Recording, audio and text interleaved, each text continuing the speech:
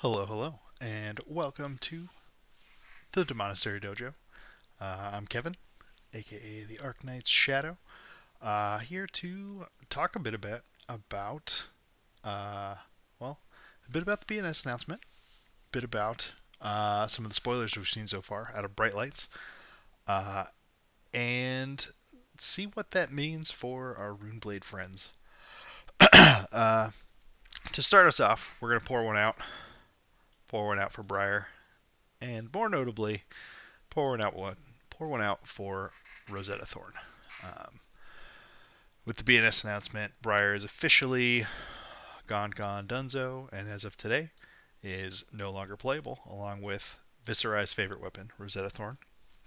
I think this announcement was a lot of people have talked about it already, but I think it did. There's good and bad. It was going to be impossible to make it perfect. In the end, it seems like they opted to maybe hurt people's excitement for ProQuest season a little bit by not touching Lexi. But in doing that, they've all but guaranteed that she is going to be gone before Worlds. Because the other most important piece of this announcement is uh, November 6th, right before Barcelona, is the next BNS announcement. They are planning to not be banning anything at that point. It's literally just going to be a Living Legend check specifically.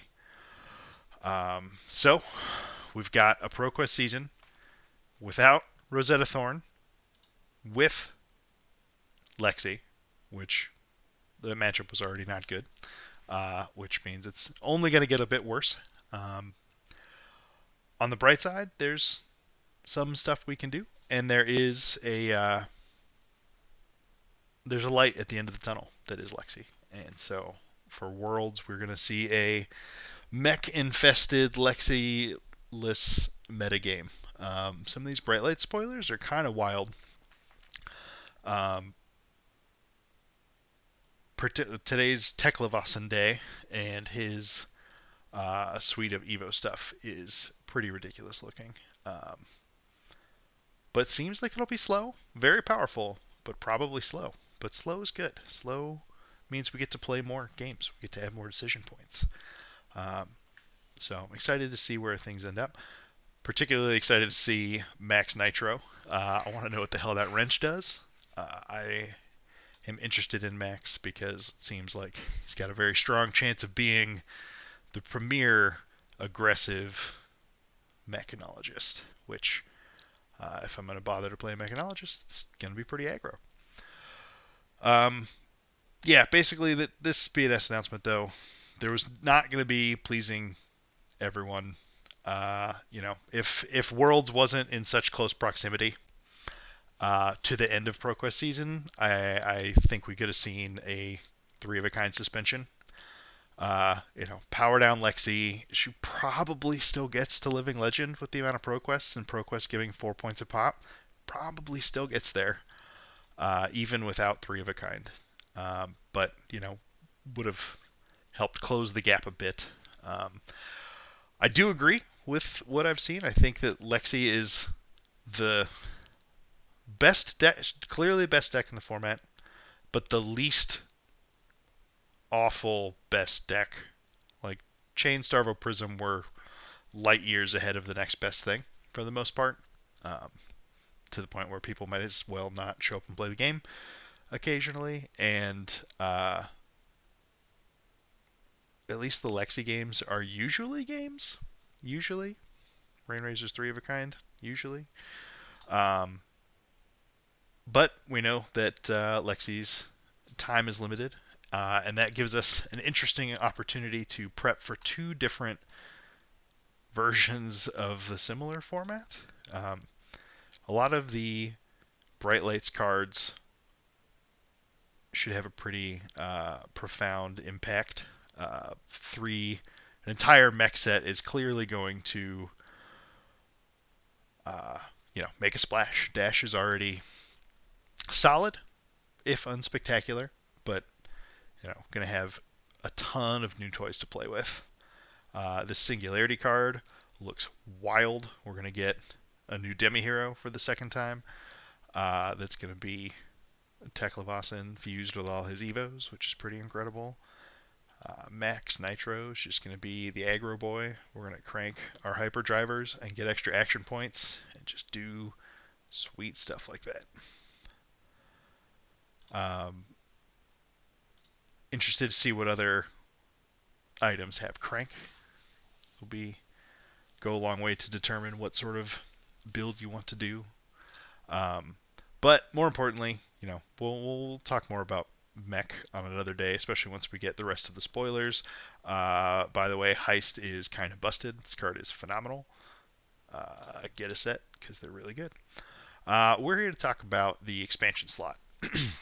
So we lose Rosetta Thorn, but we gain, if our name is Viserai, Sonata Phantasmia.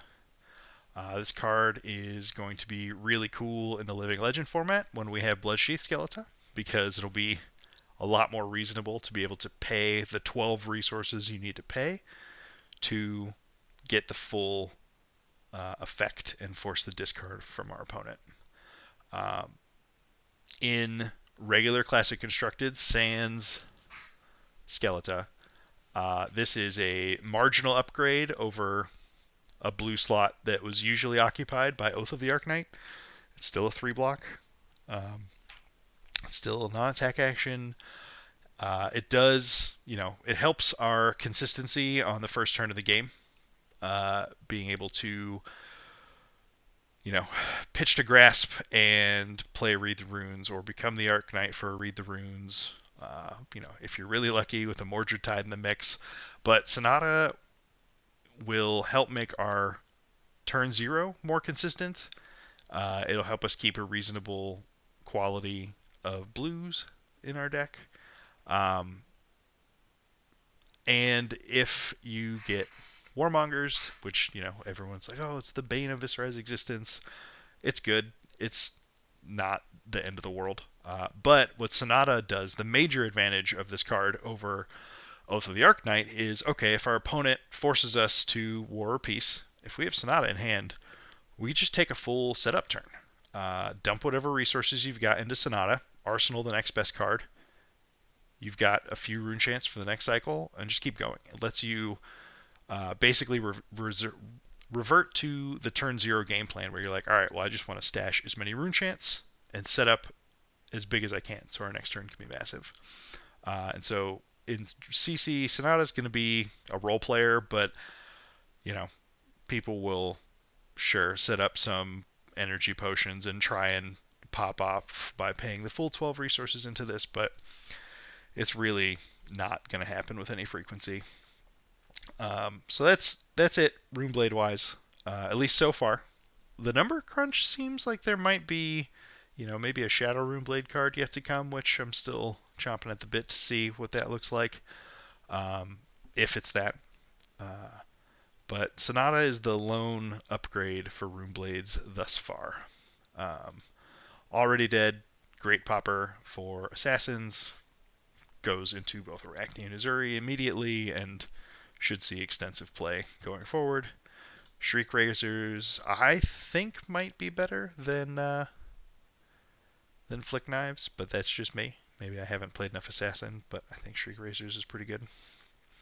Smashing Performance, don't sleep on it. We're about to get 30 items spoiled in this set, and being able to just pop one is going to be really valuable. This card is going to be really gross and a Wizard Mirror Breaker for Icelander. Intoxicating Shot is really cool and flavorful and turns on all the traps, which is nice, on a 4-power 0-cost blue arrow. There's the meme of, sure, and then they'll CNC you for 7 with Go again. But I think this is a pretty cool design approach for a powerful Majestic Blue like this. But realistically, the one big upgrade we're looking at for Runeblades, we'll go with marginal upgrade. It's a really big upgrade in Living Legend format, where this can do some cool stuff with Skeleton, but for CC, it's just Phantasmia for us. So how do we apply that 2 Rune Blades. Obviously, this only works for Viserai. I figured there's also a chance that Duskblade could have gotten unbanned with this announcement. But alas, we're not that lucky. At least not yet. Maybe someday. Maybe if things get really bad, they'll give us Duskblade back. But I was doing some brewing to see what post Rosetta Viz looks like. And this is where I landed with my initial draft. If we're altering how our cost curve is going to work, we've got a 2-cost weapon, which means our 3-cost hands, instead of being a 2-cost with Go Again into Rosetta Thorn for 1, 2, and 2, we're instead going to go 1-costs with Go Again into Nebula Blade for 4, hopefully hitting, hopefully carrying over Rune Chant for the next turn. All of our Go Agains, we basically replace, because we're changing the cost curve of this deck, we're not on blue Lead the Charge. We've got yellow Captain's Call instead. Sonata Phantasmia is in the list just as a role player blue for exactly the reasons I highlighted before. No blue Oath of the Arknight to be seen here. Because we are not playing Deathly Duet anymore, Arknight Shard is back on the table. Just a blue to eke out a little bit more damage value for us. But basically we're trying to rinse and repeat 1-cost card with Go Again into Nebula Blade. I don't know that this deck's going to get there as is, but this would be where I would start if I was trying to explore Nebula Blade builds of Viz post Rosetta Thorn LL.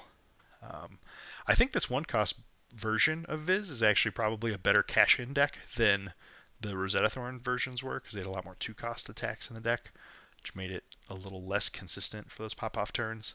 But Rattlebones still does its thing. 1 Read the Runes for the turn 0 high roll.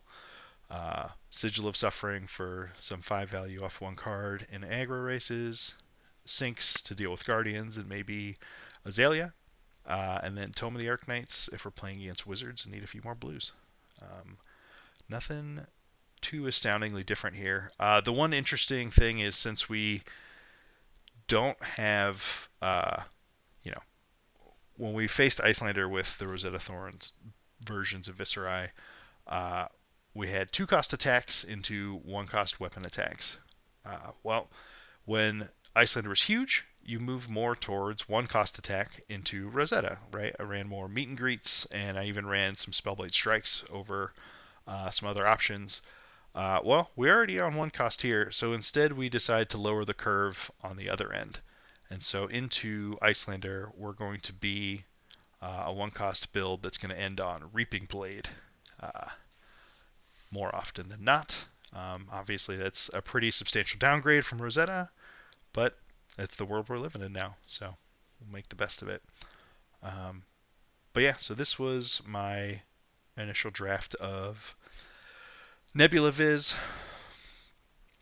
Duskblade, we're not going to talk about because it's still not legal. Ascendancy Viserai was a little more set-up-y. Honestly, has a bit of a Vynnset vibe. All the Read the Runes, playing some Reduced to Rune Chants, even some yellow Read the Runes. Not playing red Mob Skies because we're not trying to be that aggressive. We're on more Oath of the Arknights because they refund us resources into the Amplify and Ascendancies when we're on those turns. And then Runic Reckoning, since we're trying to stack up chance, is a 0 for 3 buff that turns on Viserai as well. So what we're trying to do is just hit with a 11 or 12 damage Arknight Ascendancy, hit for a bunch, carry over a bunch of Rune Chants, and then you can Rattle Bones to do it again the next turn, or sometimes even on the same turn. But that's sort of the other direction that I think you could feasibly take Viz at this point. If we need to go aggressive, we've got the red Shrill Red Mobs in the sideboard. A little more redundancy, we've got Rattlebones, Sinks for the Guardians, and Runic Reclamations for more poppers or a hate as necessary. So this is sort of the two ways I can see Viserai going from here.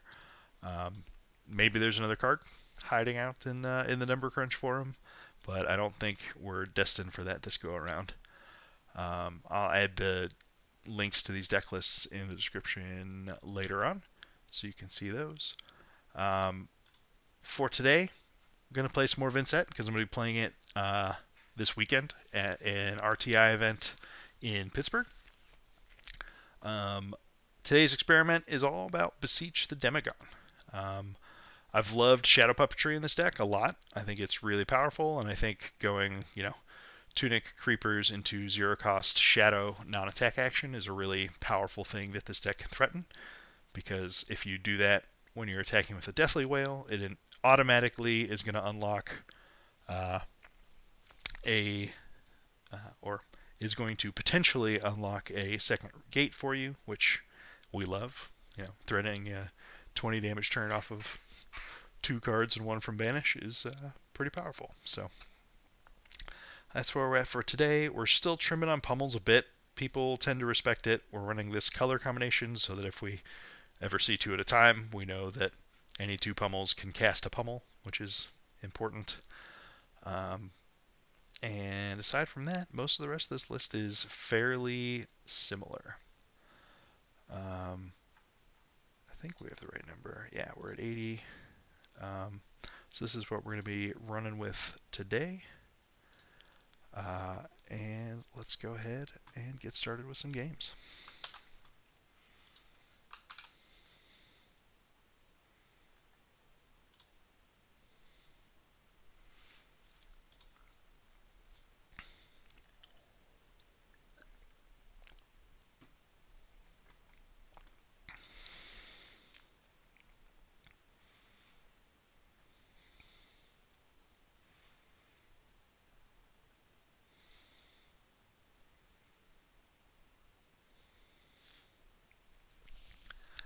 This weekend there is a RTI doubleheader in Pittsburgh. Saturdays is a Outsiders Team Sealed event hosted by Green Tree Sports Cards, I believe. Going to be teaming up with teammates, friends, slash testing partners, Rhea Adams and Jesse Hudak, both friends of mine. Going to see if we can get qualified for the Realm Invitational at the end of the year. And then on Sunday, there is a... we get to go first. I think we're fine running a few extra cards here.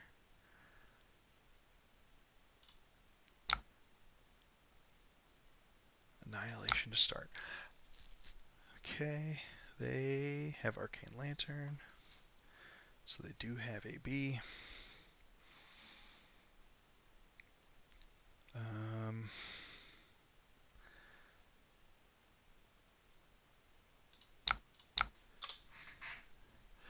think we're more interested in making sure that we can try and get to more Rune Chant generation for next turn. Yeah, that's fine, but we do want the go again. Okay.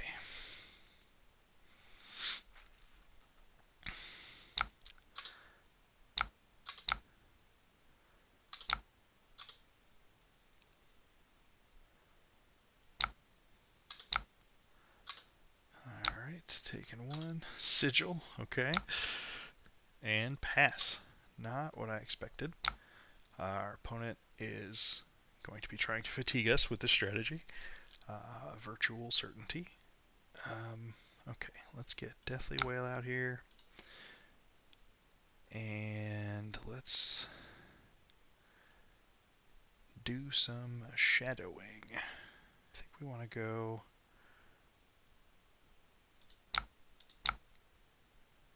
We will pay a life, because it guarantees that we're pushing damage across here. And if we mob skies, that'll let us go again. And Deathly Whale.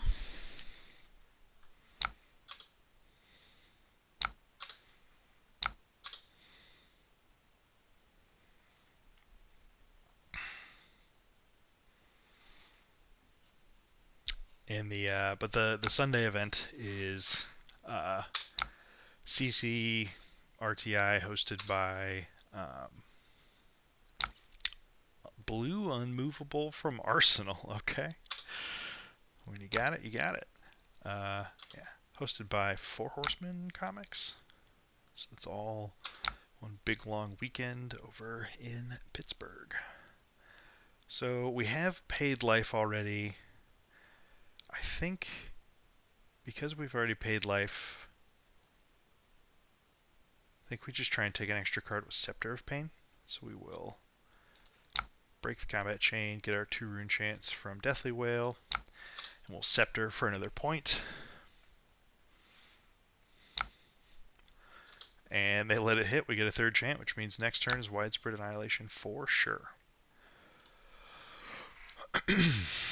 Pitching 2 cards for Command and Conquer.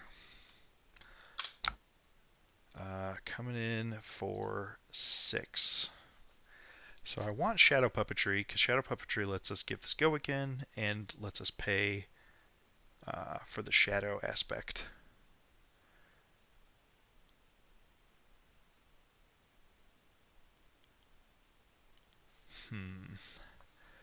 I can just...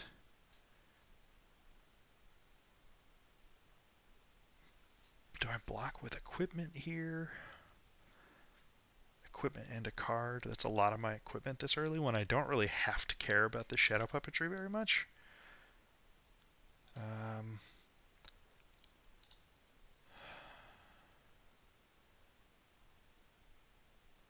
Yeah, I think I'm just going to block with 2 cards here. And then...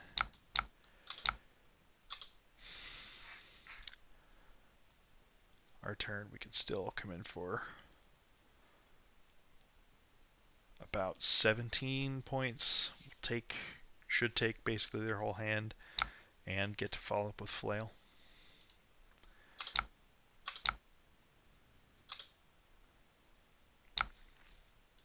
So we banish Stirrings, puts us up to 4. Shadow Puppetry, we will not pay a life. But this Putrid Stirrings, we will.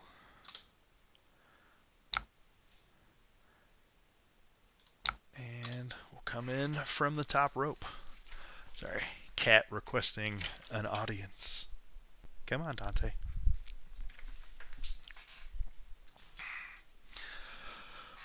Okay. So here, this is 16 damage off of 3 cards, where we're guaranteed to take at least a card from their hand.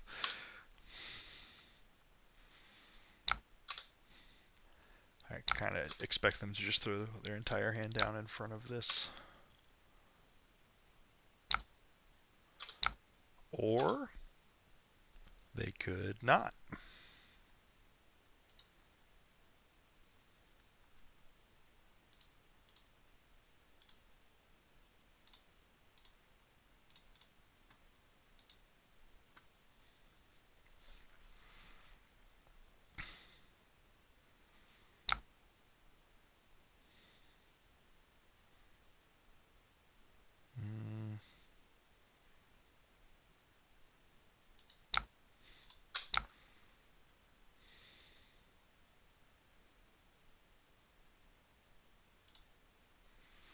So we'll close the chain. We'll take the card from their hand, and then we'll flail.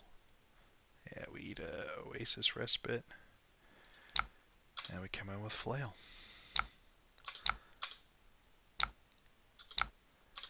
Taking the hit, we get a chant, and the circle of life continues.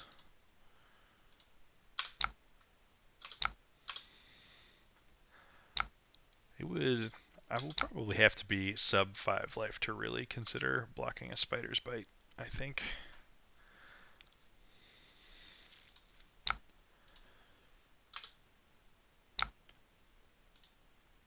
Tunic Surgical.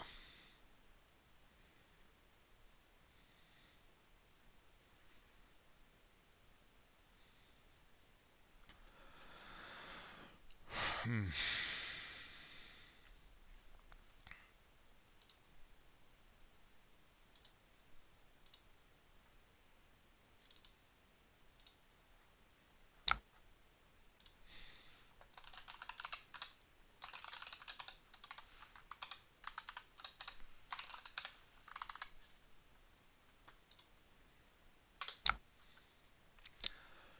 Coming in for 4.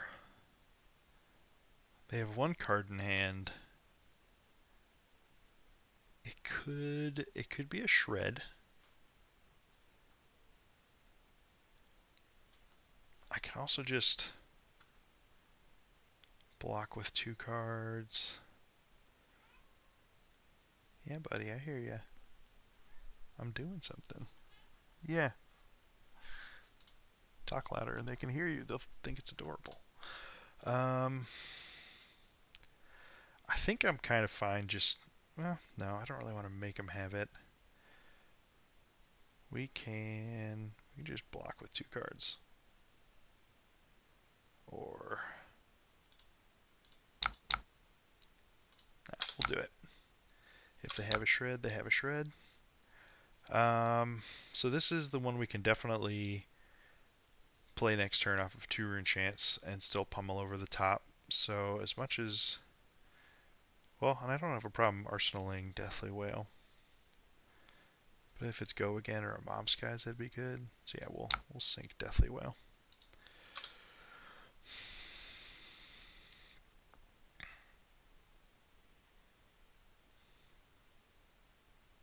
Let's see if we're getting shredded. Oh, cut to the chase. Duh.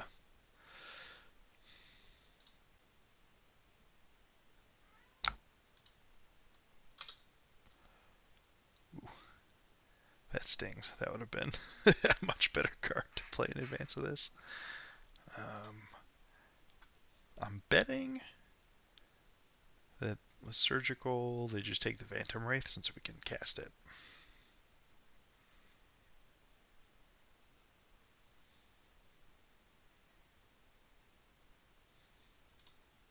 Oh, they take the Annihilation. Okay. Interesting. Or I guess it makes sense. They want that banished because it's a more expensive version.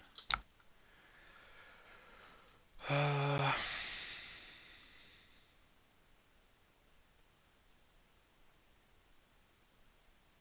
we just go ahead and make the advertised play. Does it matter?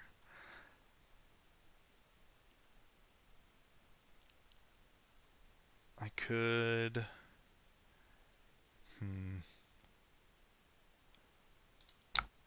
Yeah, we'll find a better chance to do some setup here later on.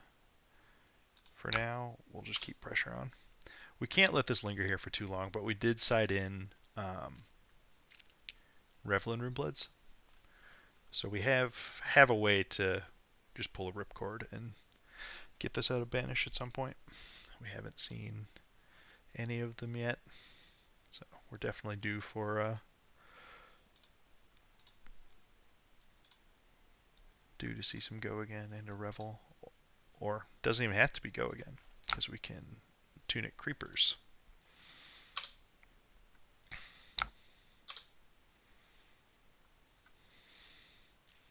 Now we get to play the fun Pummel Mine games too.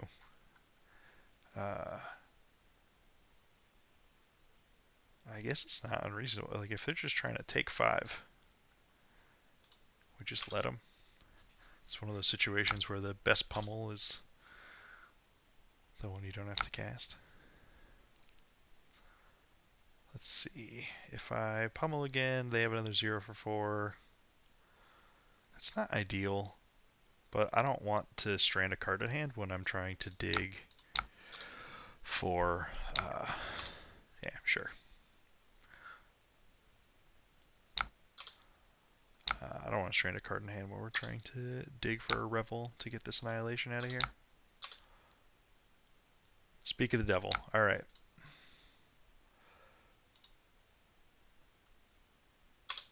Annihilate the Armed. Hits a hero, banish top card of their deck. They sink the top card.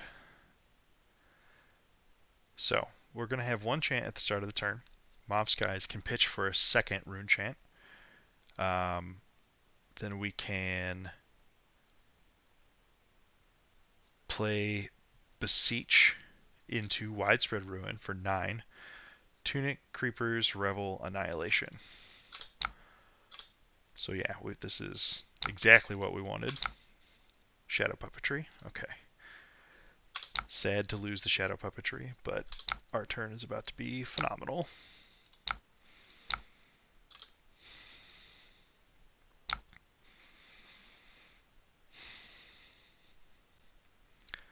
Do I pay Stuck from taking Blood Debt? So let's... This initial barrage is for 11. This is going to be 21 damage that we're coming in for this turn. And we're not going to have any setup, but plenty of setup type cards left in the deck. And with Grasp, we can dig ourselves out of a hole without a terrible amount of trouble. Ah, okay. Gain a life plus Oasis. We're about to push a lot of damage.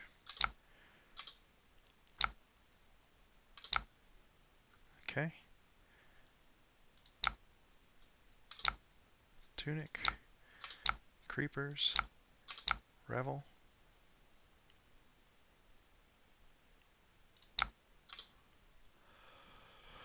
Here's 10 more. At the very least, we will not be under any pressure coming back. Codex of Frailty. Plunder the Poor.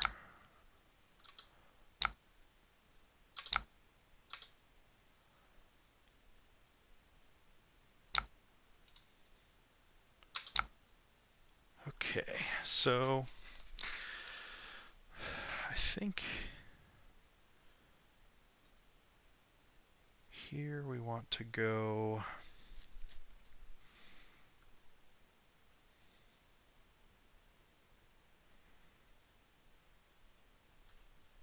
Do we go Widespread Ruin for 8? Or Deathly Delight for 7? Probably Deathly Delight for 7, and then make them think that we might be thinking about pummeling them. So Deathly Delight is the banish.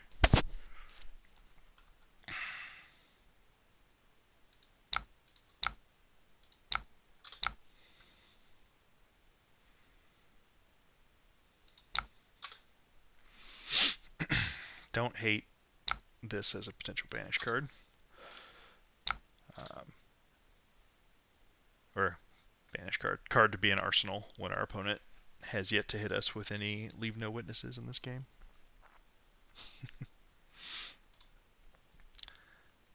If anybody needs an infusion of happiness in your life, I recommend getting a cat because they are hilarious.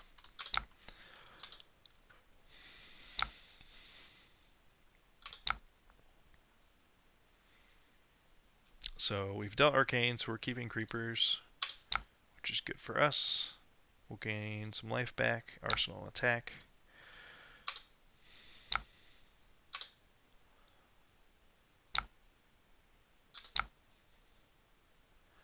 Annihilate the Armed. So we're going to have to banish. I think we just take this hit. I don't think we're that scared. Our damage output that we threaten is so much higher. And we get a Putrid Stirrings.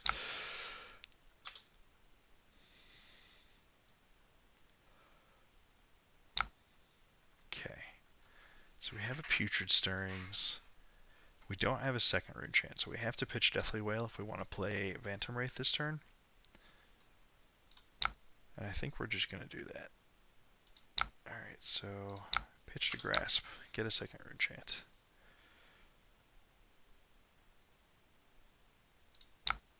Play Phantom Wraith.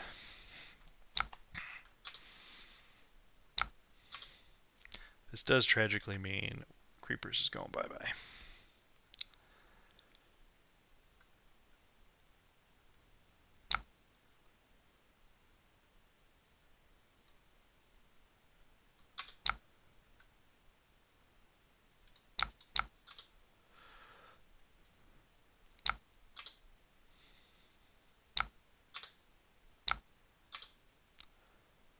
Alright, so we push 4. We take a card. We're carrying a Blood Debt now, which is not ideal.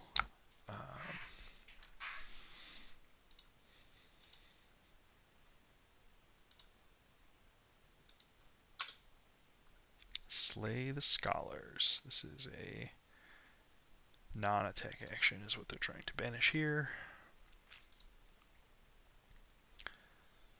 So we want to use Putrid Stirrings, but we kind of can't with this hand.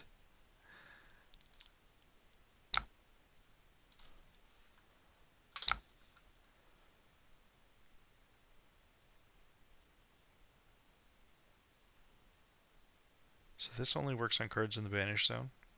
So we don't have like a legal play for this turn. So I think we give up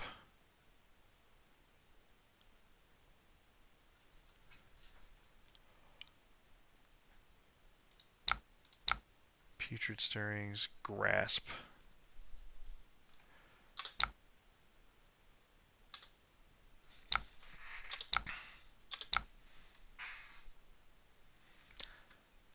And now the question becomes, no, so we can't unlock it this go around. So I think we banish Beseech, get a Rune Chant, we throw 1 and 6, Arsenal and Envelop, and go into that turn cycle with a Tunic up.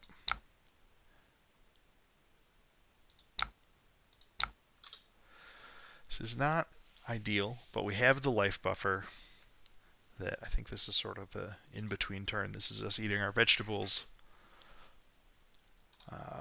so that if we get Tunic Envelop with a 2-cost gate, everything's fair game. If we end up with a spare blue, we can use the Putrid Stirrings as well.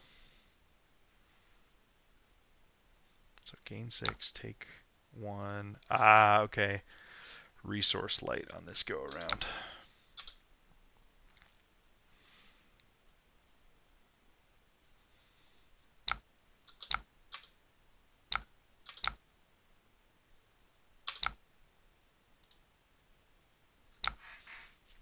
Leave no witnesses. I knew we were due.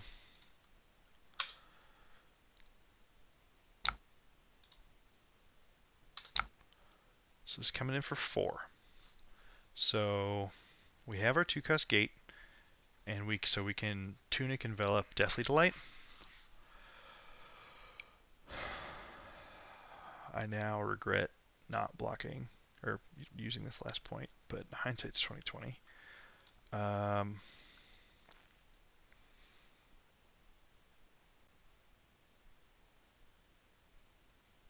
So we'll go block with Putrid and block with this Envelop, and then we can throw our turn Arsenal Incantation, which is a pretty fine place to be. Deathly Delight out. Tunic Resource. Envelop. Pay a life. Delight for 2 and 8.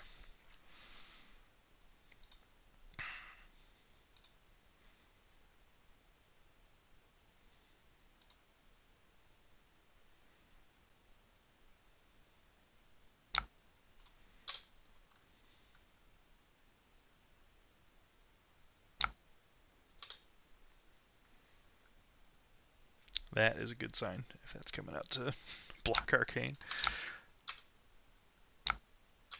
Sink, that's the last sink.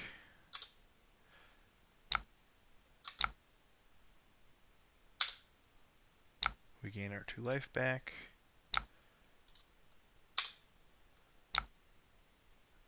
Okay, well this is awkward, but I think I can make it work. So if we banish Phantom Wraith, we have to pitch to Grasp. Do we have enough? Because I don't think we have enough to do everything we want to do here.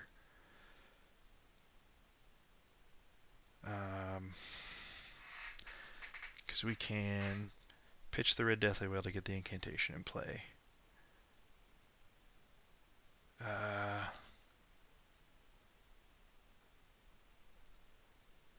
It's a matter of, do we want to do damage now or next turn? And I think this is another turn where we need to eat our vegetables.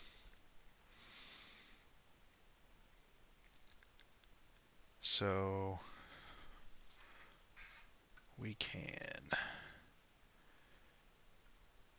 pitch to Grasp, and then we can also Incantation, Scepter, Arsenal, Deathly Whale.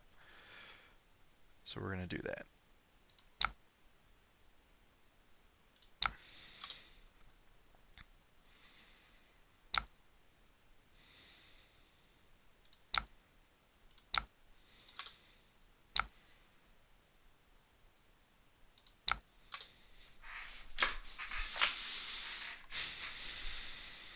The reason we can get away with this is just this life lead is sizable, and Arachne, you know, it can have some explosive turns with like Death Touch, Whispers into Codex Death Touch.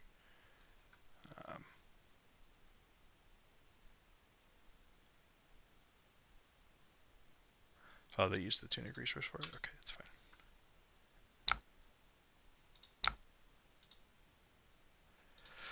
Ooh, interesting. Not when we wanted quad red hand when we're trying to play this Putrid Stirrings, but can't always get what you want. So this is 5. When this hits, banish a card. So the banish we want is Deathly Whale, so we can throw my kingdom to switch these 2 cards.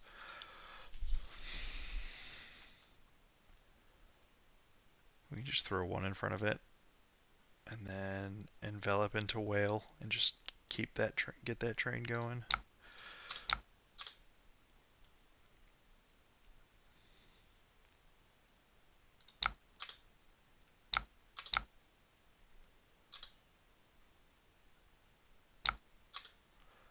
Nix the Nimble. This one is cards with, oh no, reactions.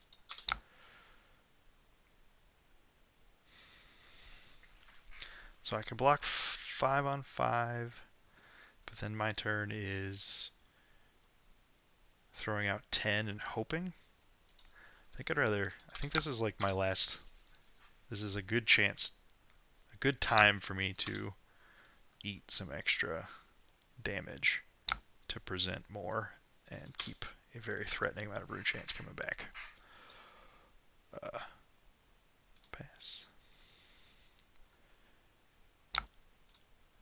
We hit Revel, Mauve Skies. They're sigilling again. Alright, Deathly Whale there, up to 4.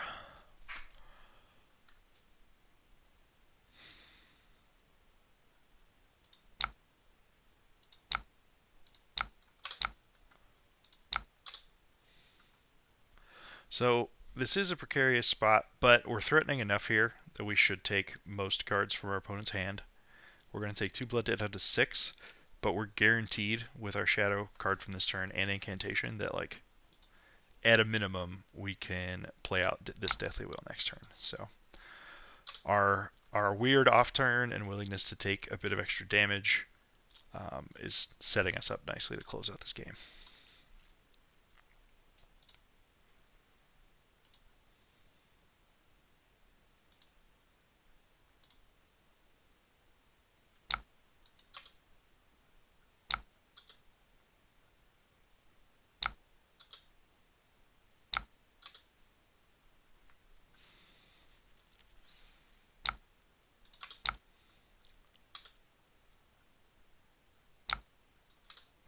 There's Fate.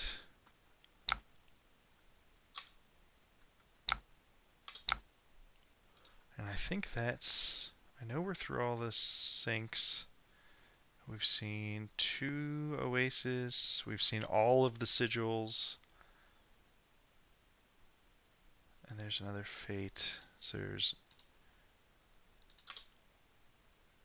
1 fate for scene remaining, but that's it. Okay, I wish we had some go again. Having that mobs guys in this hand would be a lot better. But I think we're just going to keep on the pressure and keep on the setup. Well, no, let's widespread destruction.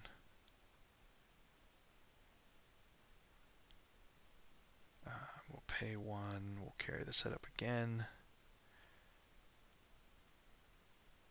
Yeah.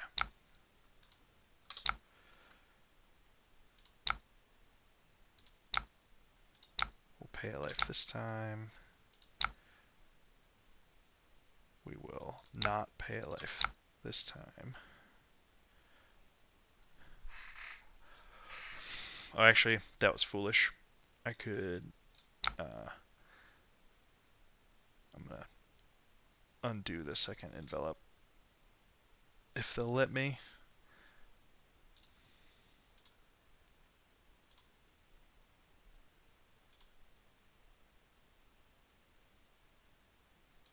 Or... Ooh, okay, cool.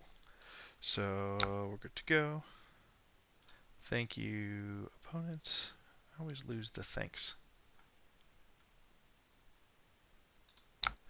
Okay, so we are going to... Destruction will be the banish. We go up to 4. Envelop. Pitching.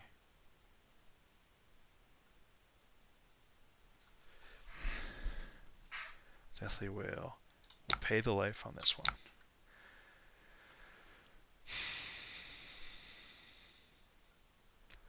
And yeah, it's much better for us to just get the putrid stirrings out of there.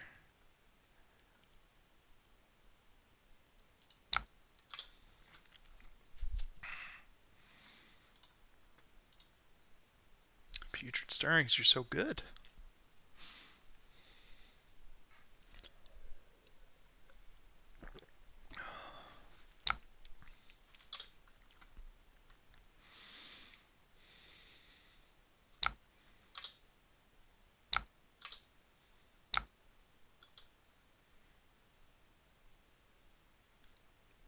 They should take this down to 1, and then they have to block with... Oh, okay. Yeah, then they should be dead, because we've just got 12 physical.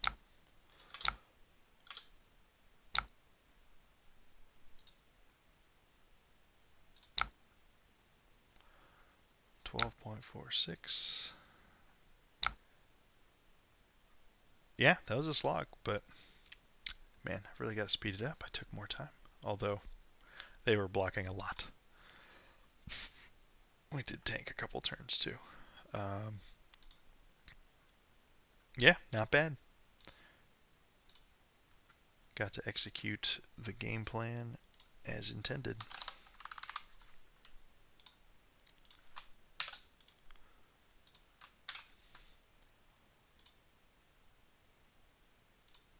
Let's spin the wheel again. I think we played Beseech the Demigod 1 time. Aurelius. I feel like we've played this person on a couple different occasions, which is a little funny.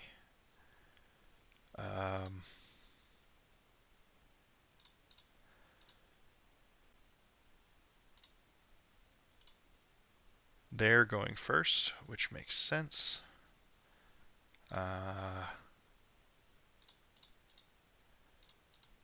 There's honestly a pretty real chance that they end up trying to fatigue us.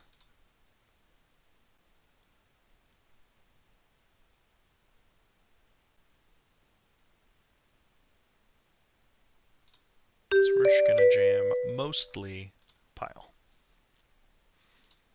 Everything but Oblivion.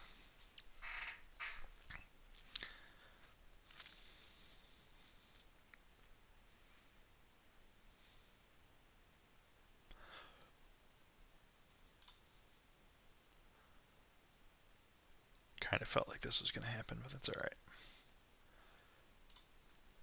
Okay, so they brought AB1, and they got Scowling Fleshbag. So this will be something we have to think about when we're looking to try and score a pummel. Boom. I think, like, historically, my penchant for having sixes rolled on turn 0 against me is weirdly high. So they've got extra action points. I think they're only going to hit us one more time, though. So we'll just block.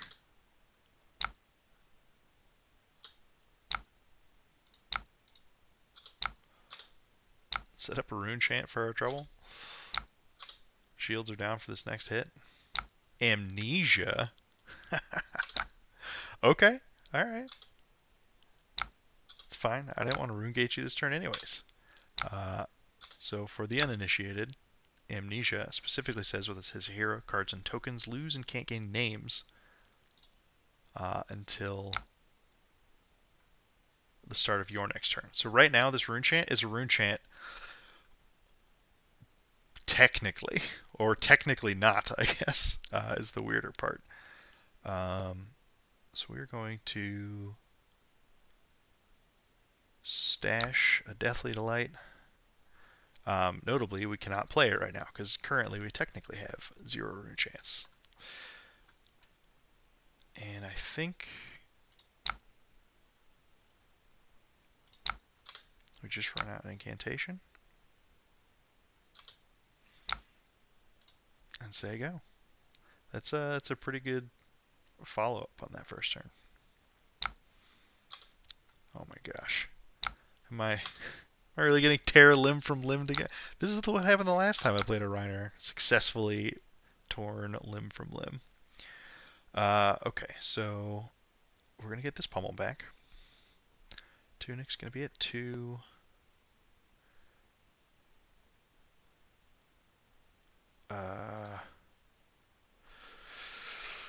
We can double gate this turn by going Mob Skies into Deathly Delight, Revel, Widespread Destruction. Although Widespread Destruction doesn't do anything right now.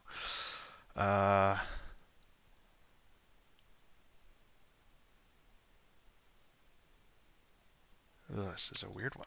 Okay, let's block.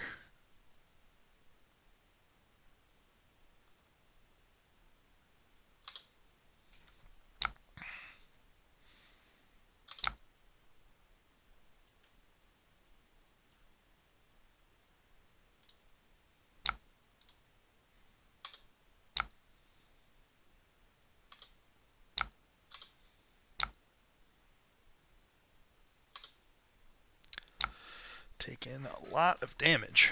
Alright, so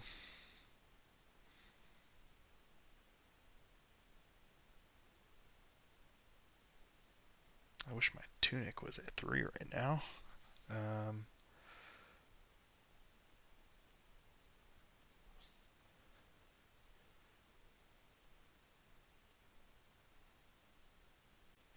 They don't know we have a pummel.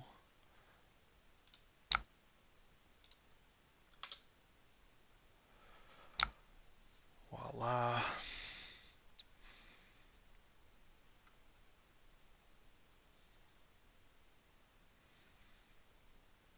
Arsenal of Delight, pummel over the top of a widespread ruin. Actually, let's wait on the ruin. We'll just throw some offense, take a card, try and establish a foothold. I would not be entirely shocked to see Scowling Fleshbang. Ooh, dig up dinner? Alright. Got some spice over there.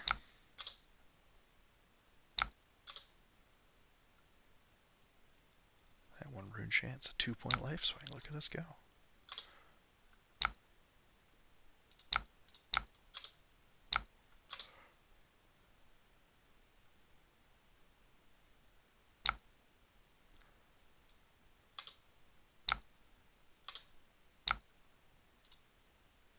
Okay.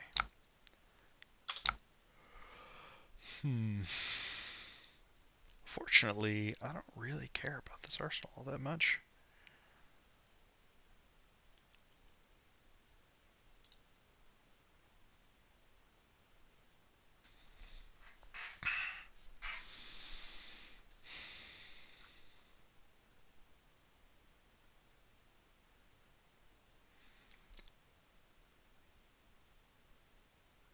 Um,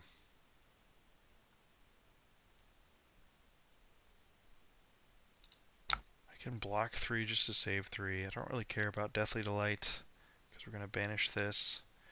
And we can go Mauve Skies into Ruin with Go again into Flail.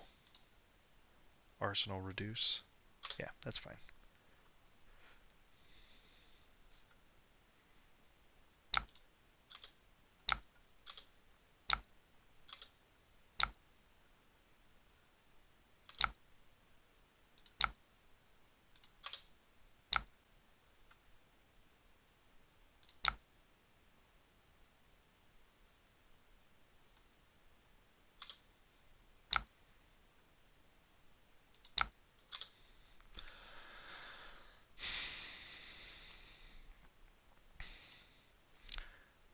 And so I think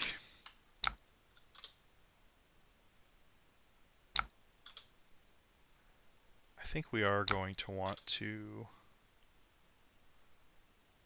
break the chain here before we flail. We've already got Deathly Wail going on, so we don't really want to pile up more blood debt, especially when we're currently working on a life deficit.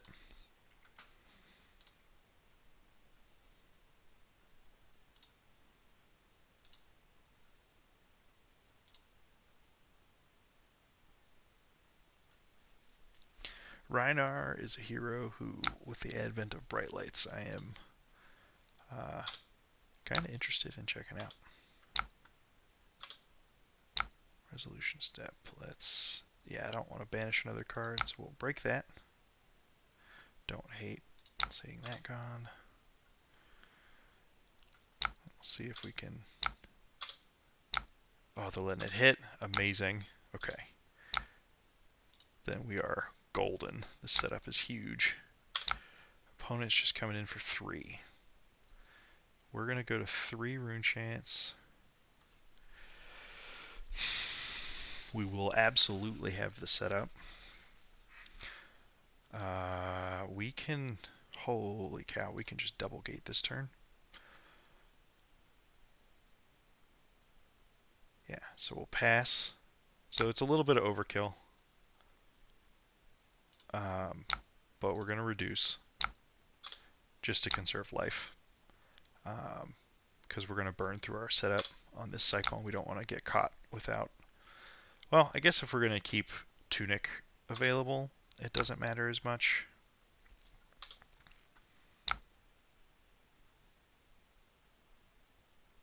So we banish Wraith.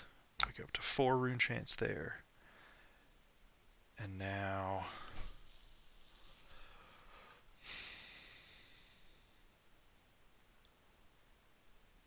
this could be a Creeper's turn also. So at a minimum, we're starting with this and we'll pay a life. We'll play out the Putrid Stirring. Now the question is, so if we Tunic Creepers here on the Mauve Skies, that'll give Phantom Wraith go again and let us threaten Flail on the back end of all of this. But that's just 2 points of damage. I don't know that that'll be worth it. But I do like this threatening to make 2 chance on hit. Now let's save the creepers and the tunic resource because um, we could draw another reduced to rune chant, and we'll be sad if we do.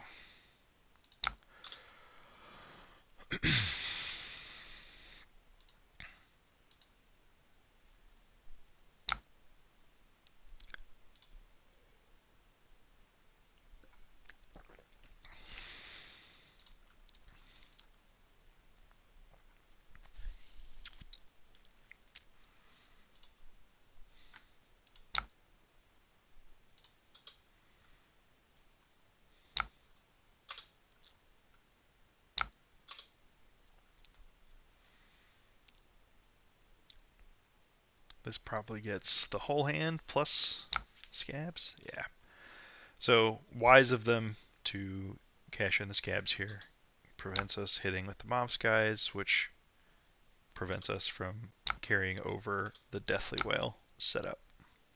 Because now we have to break the chain to get our chance to throw this Phantom Wraith out.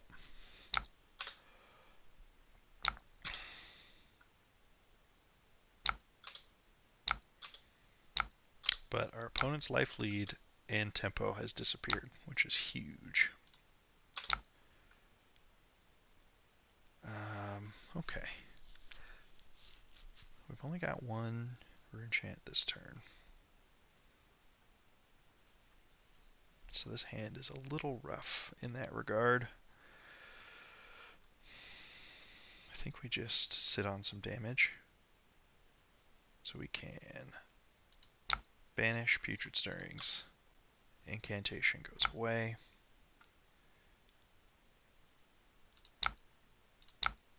Grasp, pitching, Deathly Whale to go up to 2. And then Scepter of Pain to see how much they like their 5-card hand.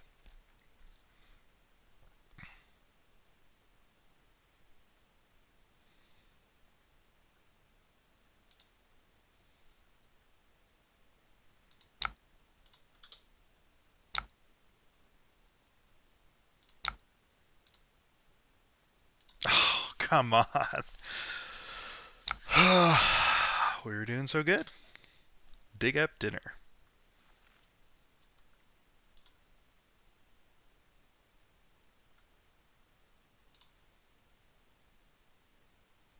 They gain 3 life.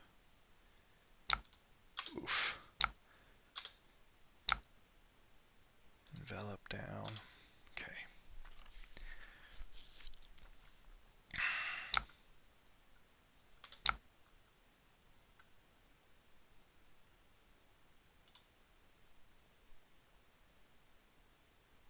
So,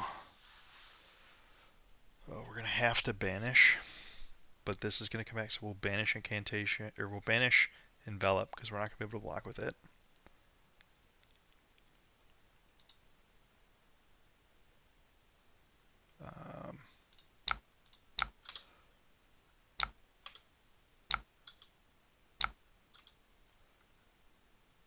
Riled up. Okay, okay.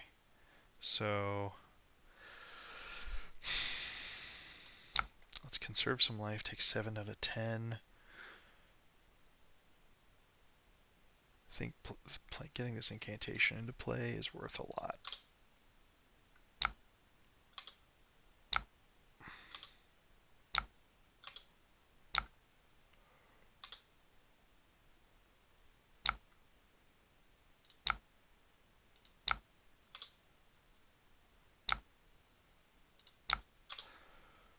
Problem is we're going to take blood debt for this too. Yeah, okay. Alright, we need... Oh no! The tear hits again. Okay.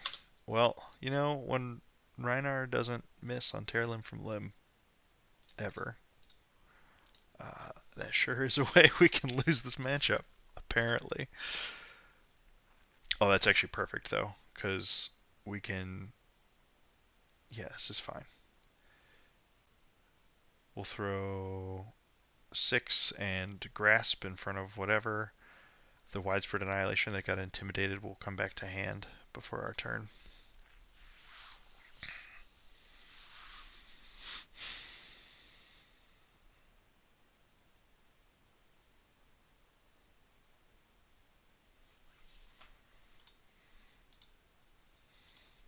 So hitting one of the annihilations was very good for us. Ah, blue Wrecker Rump without another Intimidate trigger.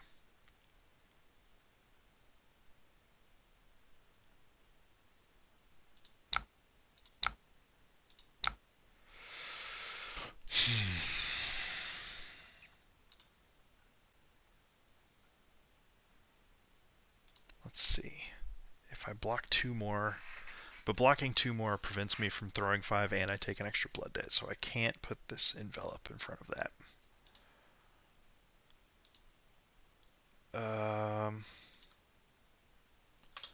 We're going to take 5.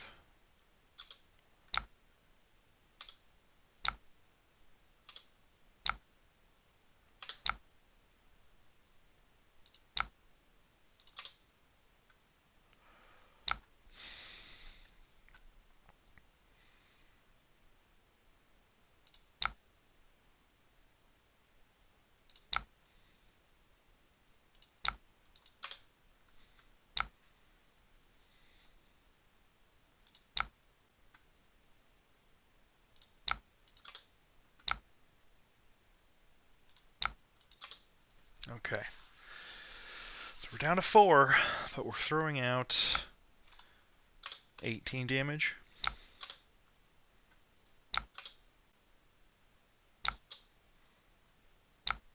We still have Tunic, and we've got an incantation running.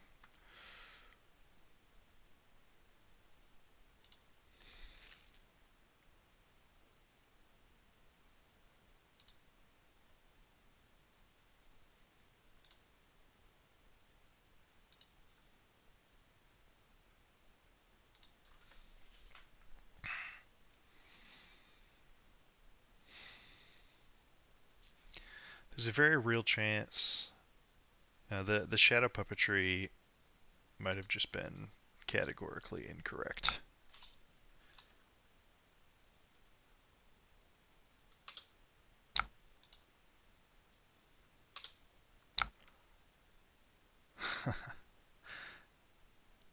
Theoretically, yes. But I need to not take any more damage. Let's close the chain. Sand sketched.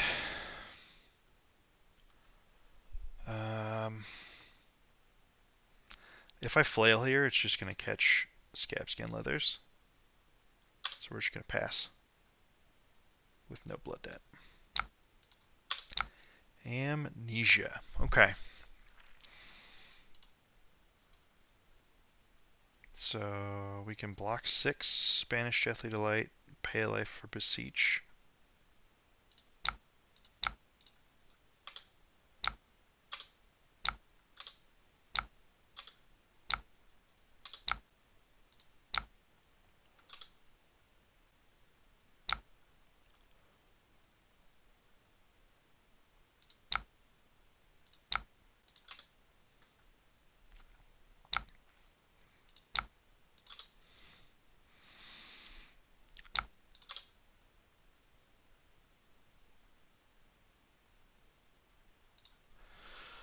So we'll end this turn at 5.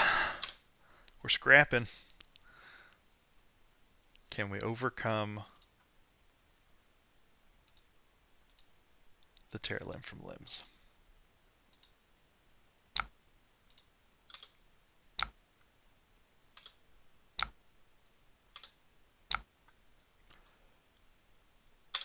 Close chain, 5 to 5.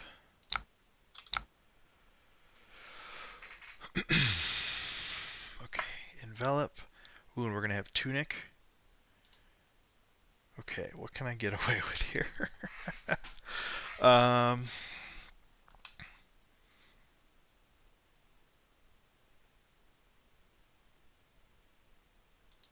So we definitely block 3. If I block with, that's on 1. So 1 rune chant, 2, an envelop gives us 3, so we can Throw a Deathly Whale off of Tunic.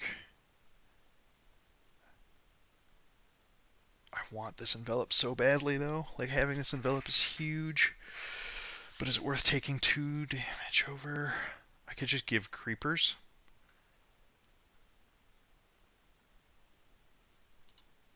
Take 3, go to 2. But I'm gonna have to pay a life. I think I block with creepers, go to 3.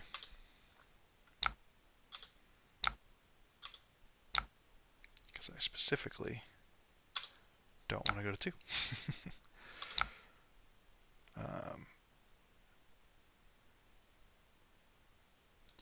Banish Deathly Whale, Incantation, clears there. And 8 versus 9. Like I think it takes a card either way. Although we have 2 more reduces we haven't hit yet, so maybe no, we're going to pass setup across this turn because we're paying a life. So Tunic.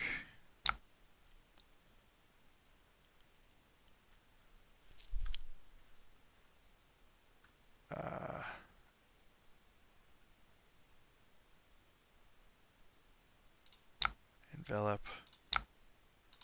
Yes, pay.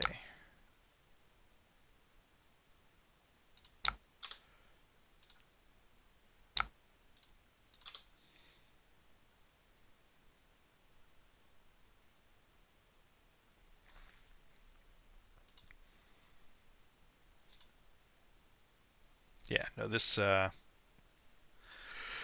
play was wrong. No, I should have kept creepers, given up envelop because being at 2 versus 3 here is a big deal. And when I was thinking about arsenaling and envelop, I wasn't thinking about the Deathly Whale rune chance that we are guaranteed to pass across this turn.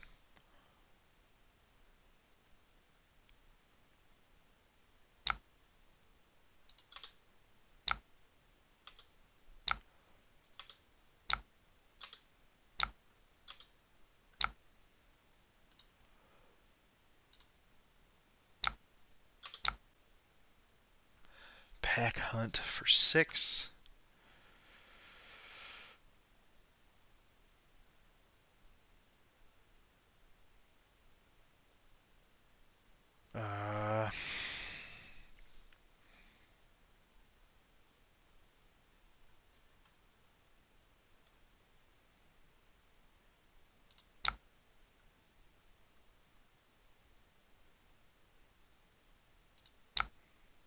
I think we give Tunic here. And then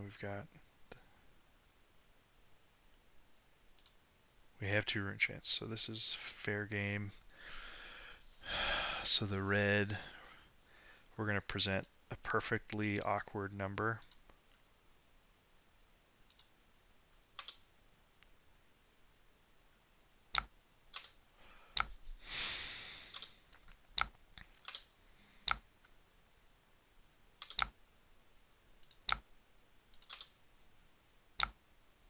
Okay.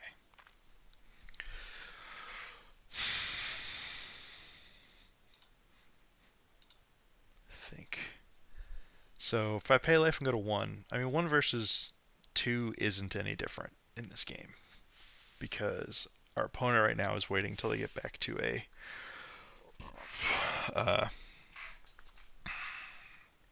reckless swing or the 2 damage D-react. So we're playing that.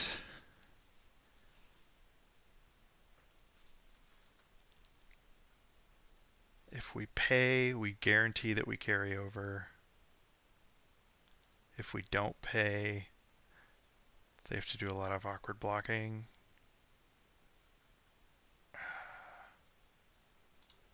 We're not going to pay. I think 4 and 7 both being awkward breakpoints. Oh my god.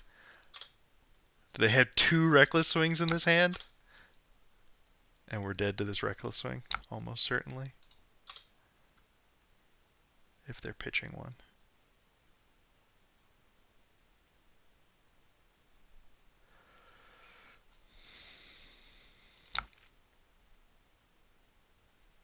Pitching a Diplo. Yeah, okay. Double recklessing on this last hand.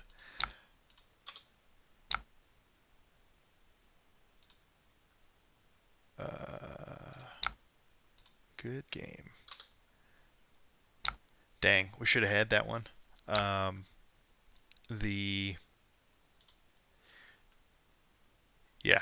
Blocking with creepers. Taking an extra point of damage, blocking with creepers instead of envelop when we were going to pass Rune Chant setup across. So we took an extra point of damage, and that put us in that range earlier than we wanted to be. Well, you never want to be, but earlier than we had to be. So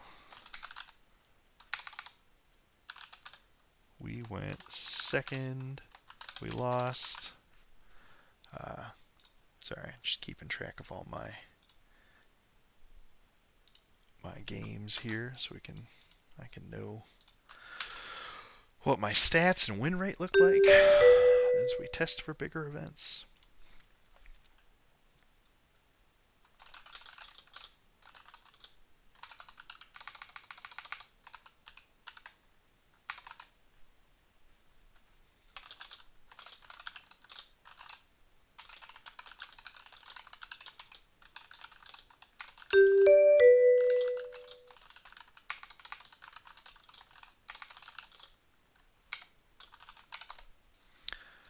Icelander. Not a matchup that I love to play. Oh, alright. Our opponent was not interested in playing Vynnset. I think people are scared. That's it. They're afraid that I'm gonna punt to them.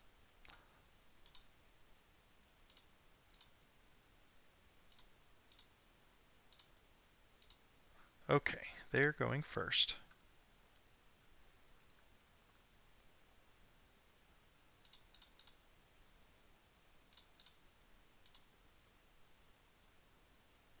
And I think we just grab some pummels, we grab some putrids.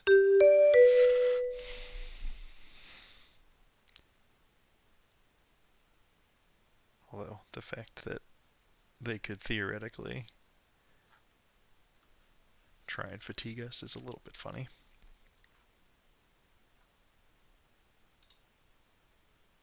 Oof. This is an opening hand. All legal cards. Halo and Soulbond Resolve.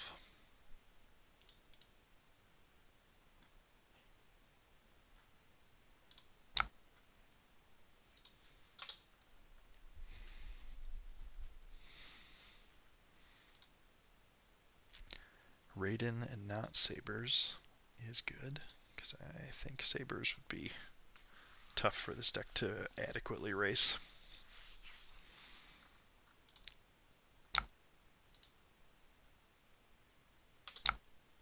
Turn 0 V.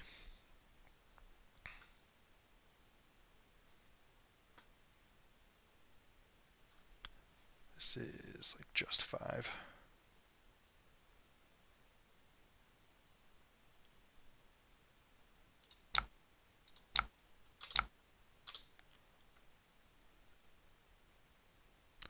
If they want to cash in Soul for turn 0 offense, sure. You got it.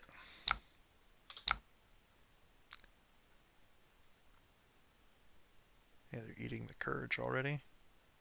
I mean, yeah, just send me the bill. You spent a V and your Halo to push no damage. Sounds good to me.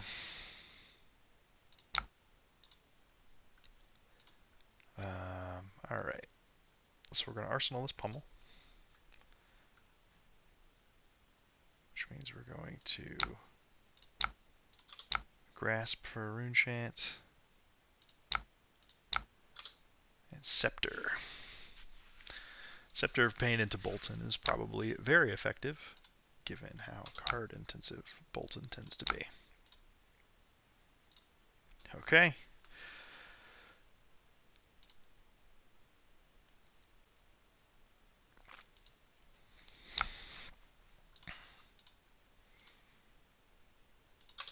Talisman of Warfare out of Bolton. That, fair enough. Prayer of Baloney has hit.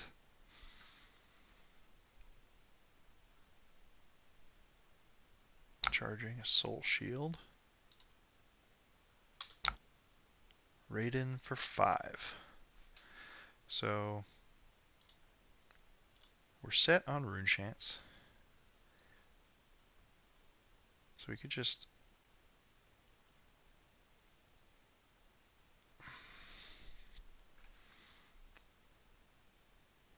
this is just damage. This cares about exactly 2 points of damage.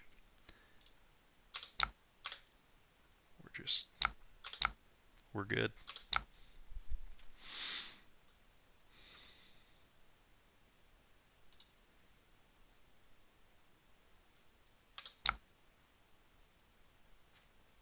So on this turn, we can, if we banish Widespread Ruin,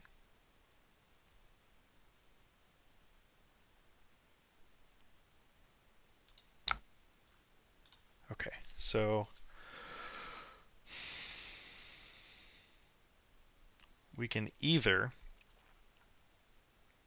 Putrid Stirrings pummel over the top of Deathly Wail, or we can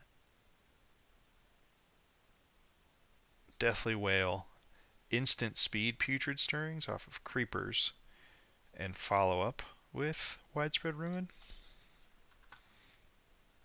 But I think we're going to take the simpler option here. Pay some life. We're going to Deathly Wail for a bajillion.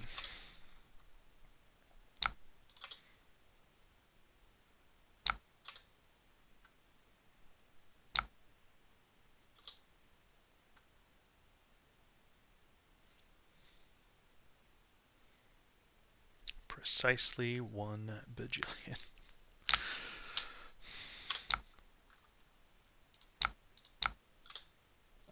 This is a fine time for us to, go empty-handed too, because Deathly Wail, just taking 15 and losing a card.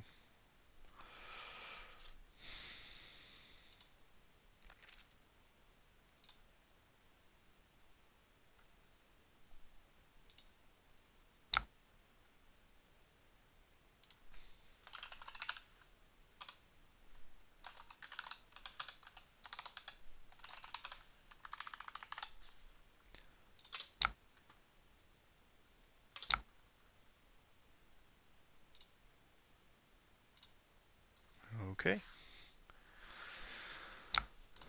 Prayer of Baloney again. Lumina Lance.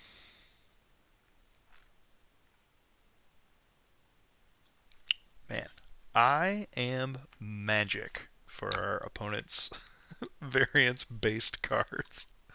Magic, I say.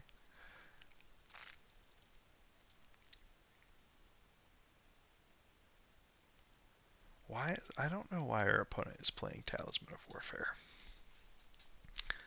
Seems like a tough one for them to do much with.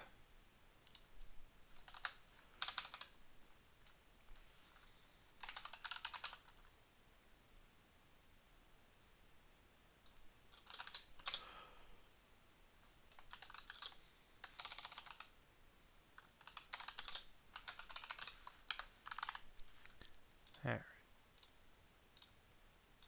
Opponent was not feeling that game. Admittedly, it was not going their way.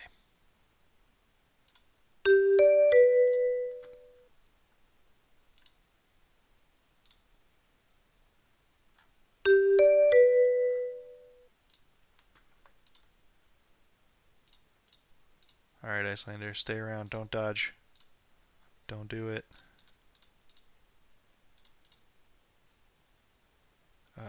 60 cards. Oh, right. No, we want to take out Widespread Ruin because we don't want our banishes to get too out of control.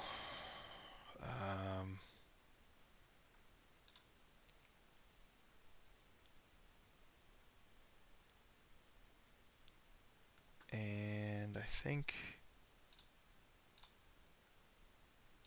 that we go here just to keep our blood debt number a bit healthier.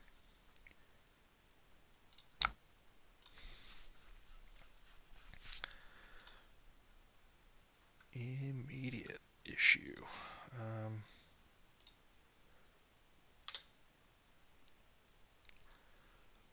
Something that has been on my mind lately that it might come to fruition eventually, but Vexing Quill Hand, not quite all it's cracked up to be.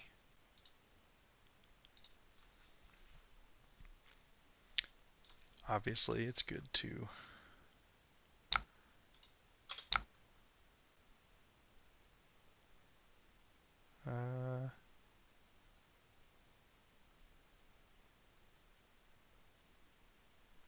I could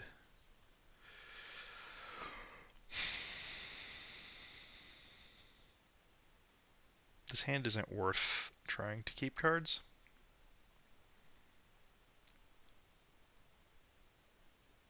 So we're just going to take a shot here. Banish Putrid Stirrings. Throw out Deathly Delight.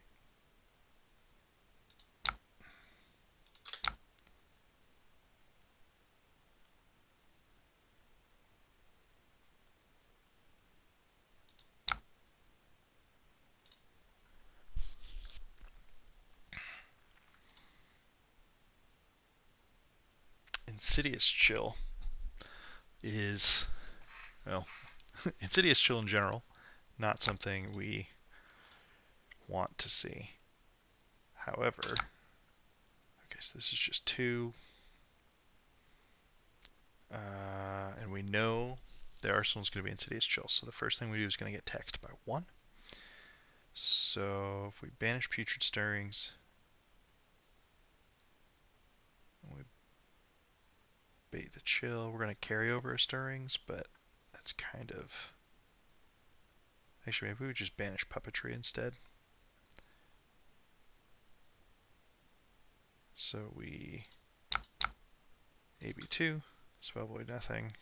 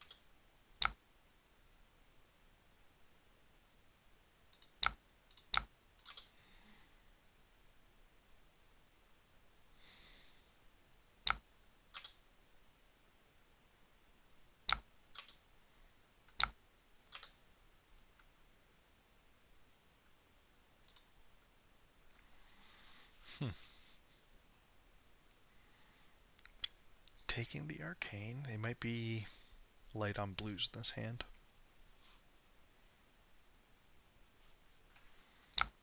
Well, there's another blue.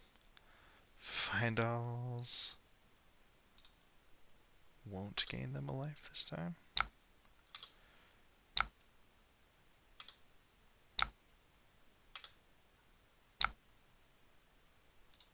And we'll flail. This probably eats Iron Rock Gauntlet. Yeah, that's usually how that goes in the early stages of the game. Everybody moves on with their life. Scar for a Scar. Okay.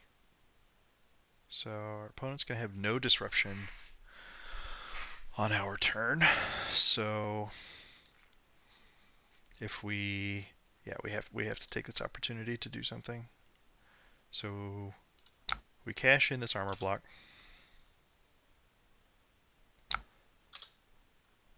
And gain 2 life out of the deal.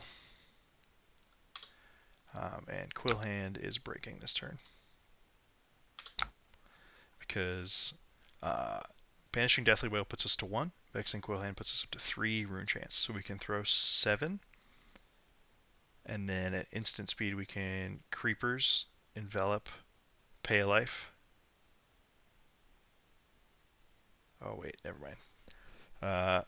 This plan is less good than I was thinking. But that's okay. We can overcome and adapt. Because none of these are playable at the moment.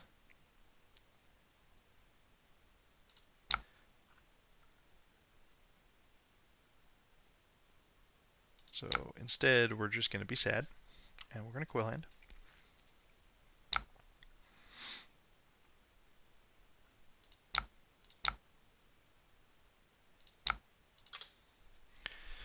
We will pay a life, throw some damage, and we'll make sure we're carrying over our setup.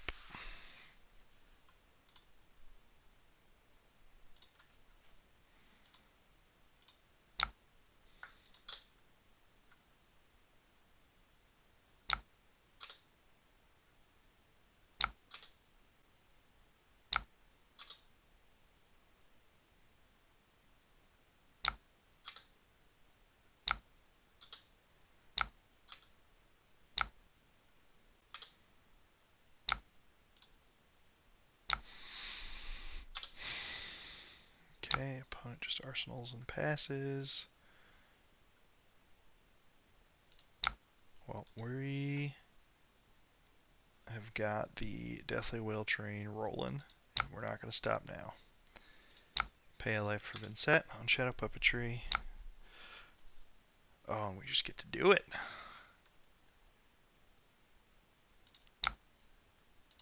Deathly Wail, 9 with go again.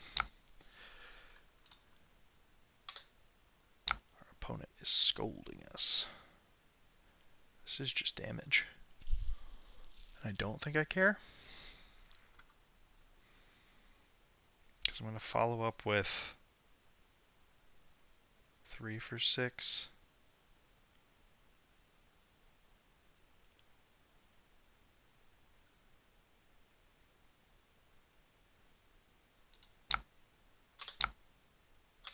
I'm good.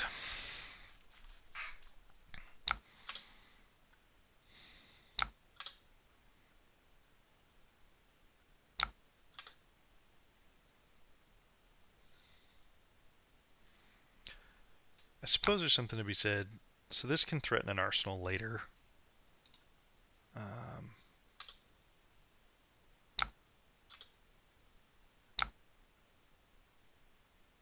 Oh. Oh, do I? Yes. We want this Deathly Wail.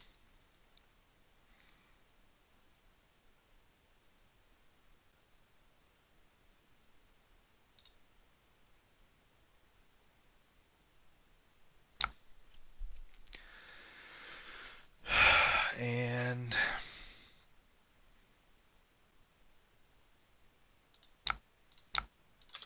just throw out another 6.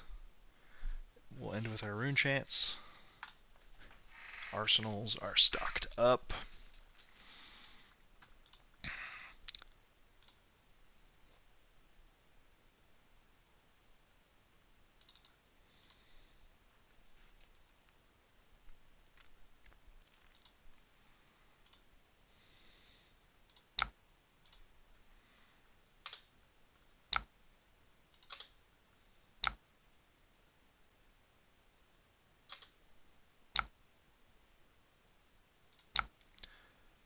rather keep an arsenal.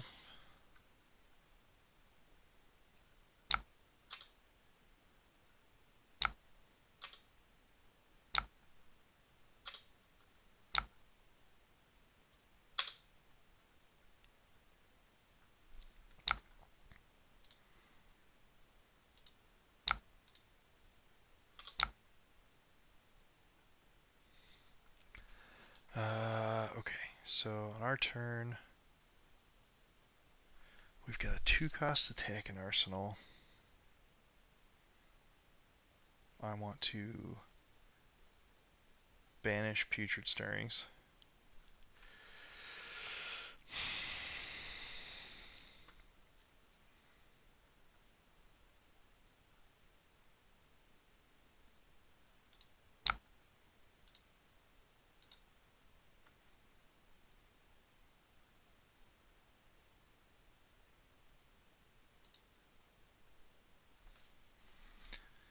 Because Putrid Stirrings gives us a shadow outlet.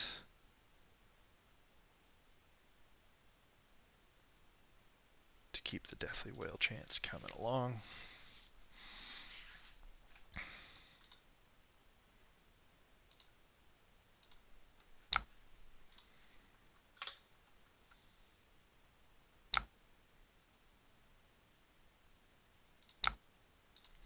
So Putrid Stirrings is the banish for sure. I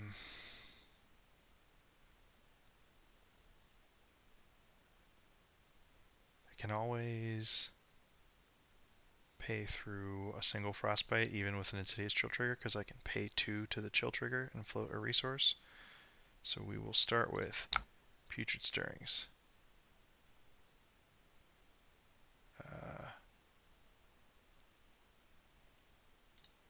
Pitching Oblivion, paying a life. Over to you. Aha! We were bound for one of these soon. More importantly, it's okay.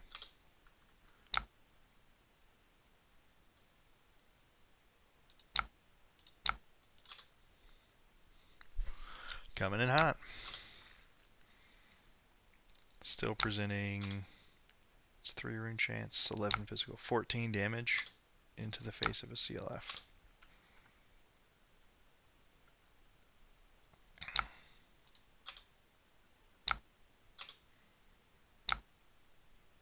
Oof. What is our opponent's hand?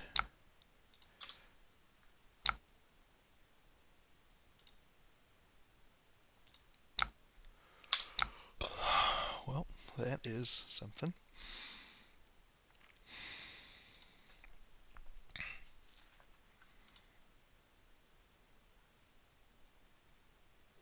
So this hand kind of sucks. I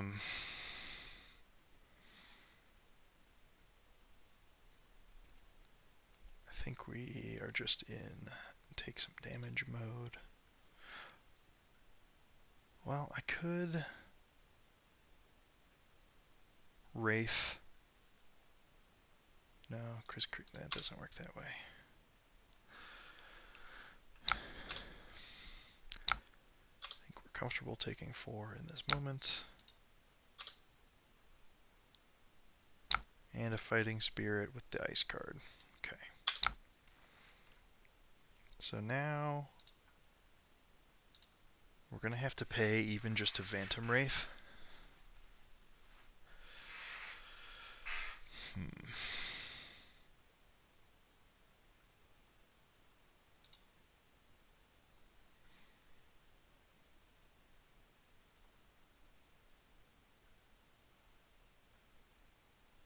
So I can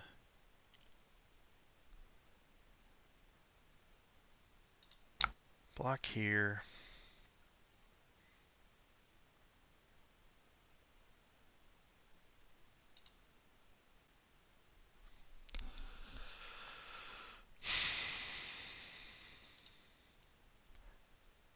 Banish that Arsenal incantation.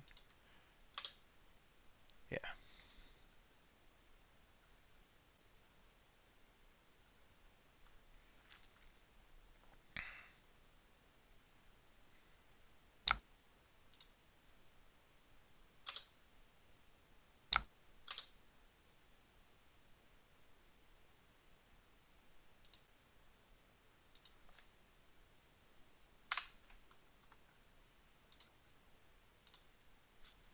Okay.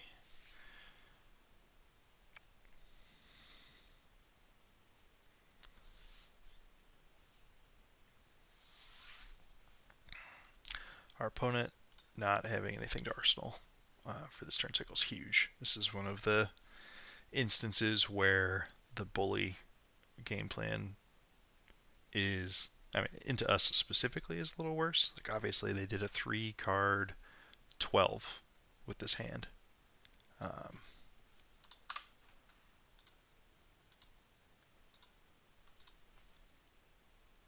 But they had to get walloped by our Deathly Whale for it.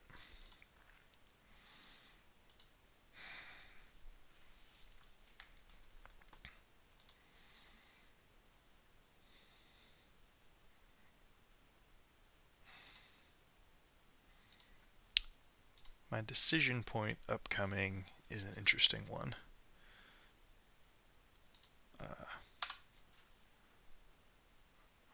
Opponent, you there? Ooh, okay.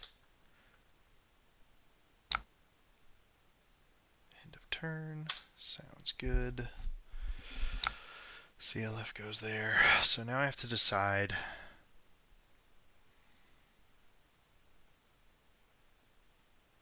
So I can land an incantation but present no offense otherwise, which seems bad when they've got to chill out. I can banish Pummel, go up to 3 rune chance, and present 9, an arsenal incantation. I think that's what I want to do.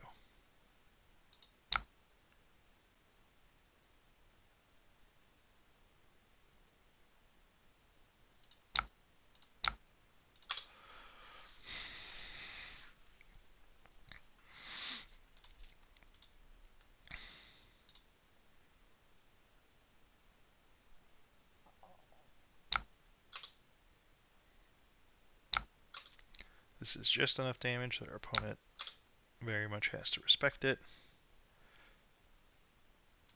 Cool.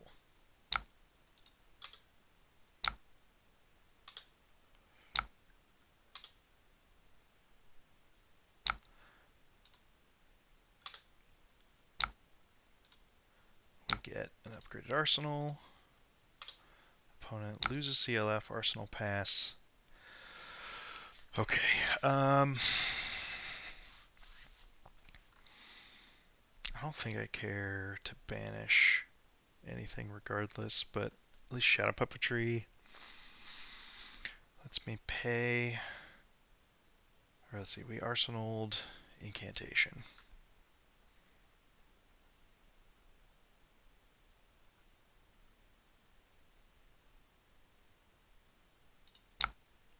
So we'll go Delight.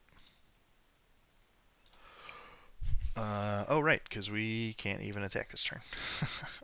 Awful.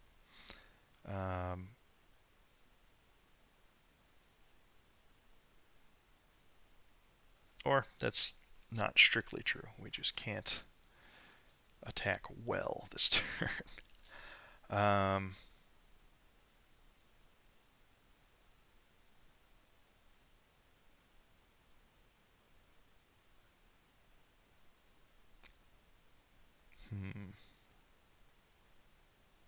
I think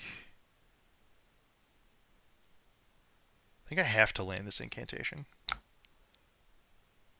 I need this in play because I've got no other Runechant production right now. Cold Snap. Oh, look at us be rewarded.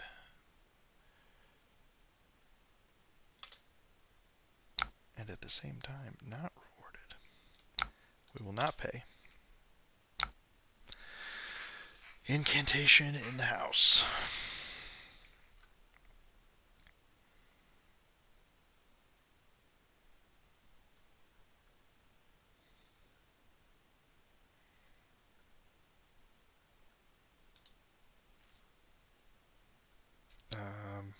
We're going to pass. We're going to protect ourselves from this waning moon a little bit. I don't love our spot, but having the incantation in play is huge.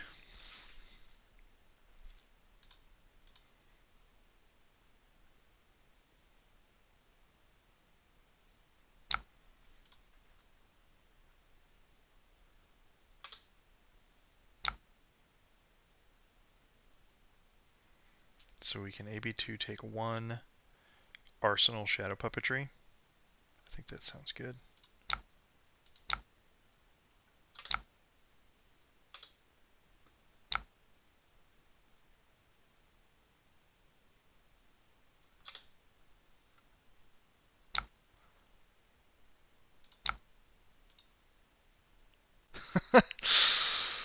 All yellows. Wounded Bull coming in for 8. So we already have...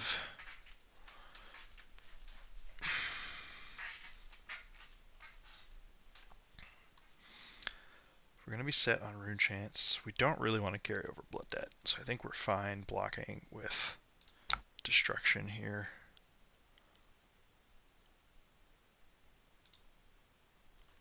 This is taking 5 going to 6, which is incredibly dangerous territory. I don't... No, this hand isn't getting this pummel off.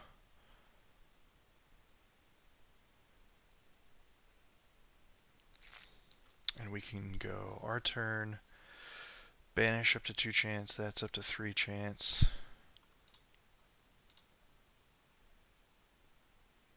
Oh, it's actually incredibly awkward. I think we'll take 3.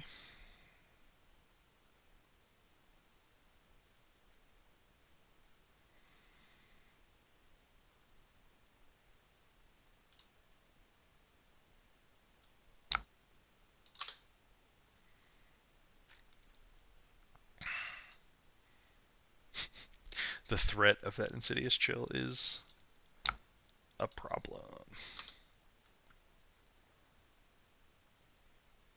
Very much not a fan of being at the same life total as Icelander.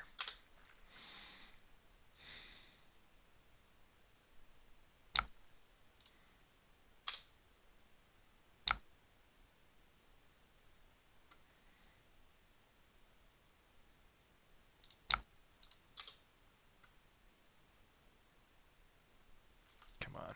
Oh, the CLF again. Okay.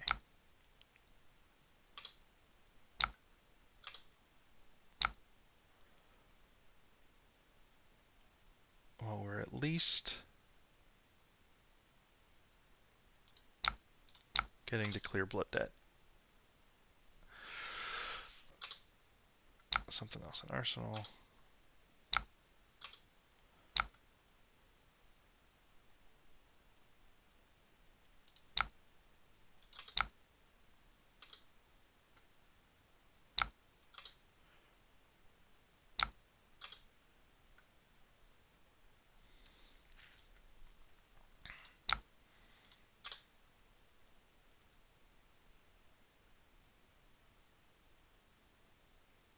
Our opponent jumped the gun on that Constellus activation because they've hurt us now, as well as them taking damage.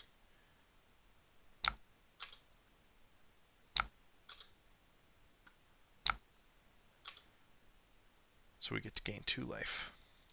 Ah, oh, the no attacks. Well, ooh, but they're not even keeping Channel Lake Fridge this turn. All right, well this is a weird spot.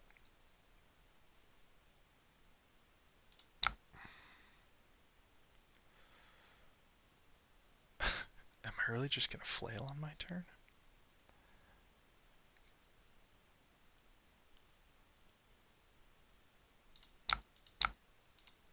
If I block 7.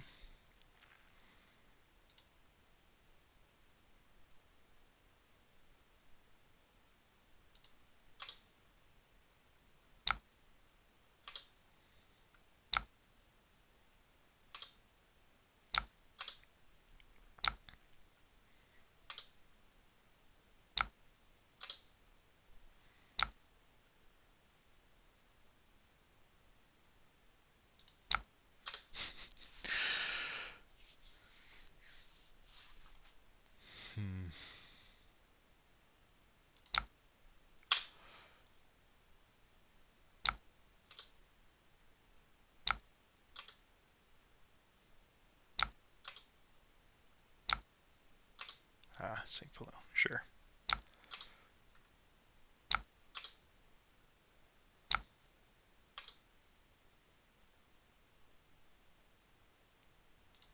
Okay.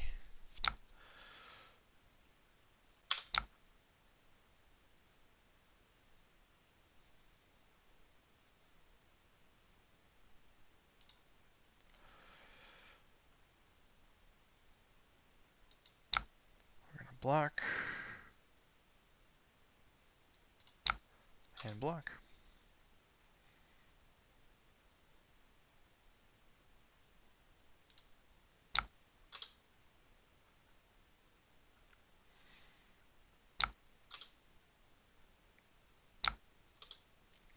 Can't be a Coronet Peak.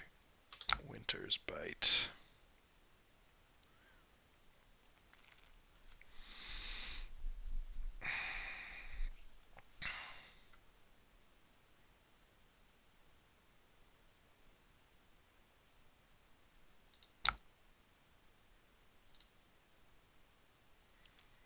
We are fairly dead. We are definitely too low for this to shake out the way we're hoping, I believe.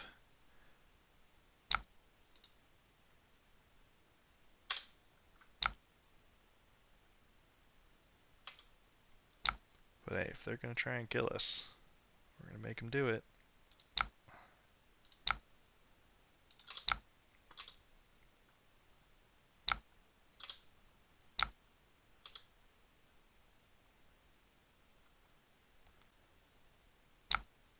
Exactsies.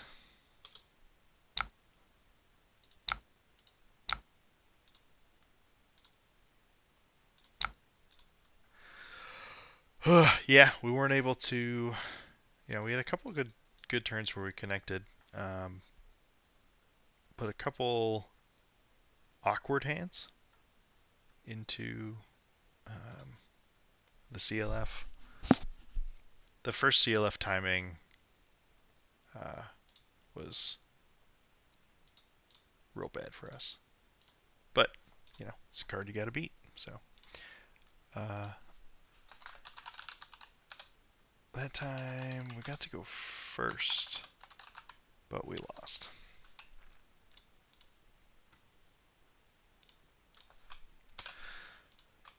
Okay. Let's give it another go. Icelander definitely a negative, unfavored matchup for both Viserai and Vynnset. Conventionally, it's much. Even though it's certainly not favored, I'm much more comfortable with it as Viserai because starting your own turn off by making sure that you have one less card in your hand into a deck that wants nothing more than to play an Insidious Chill and an Aether Ice Vein is tough. And also our blue count isn't particularly high. When we bring in all of our blues, that's still only 19, which is on the lower end if you're expecting a lot of Vynnset. That said, if they ever have a moment where they stumble, or if a pummel actually lines up with a Mavrian Skies and a blue, you can certainly take those games if you get on the front foot. Levia. Okay. Default loadout. Let's get our value defense reactions.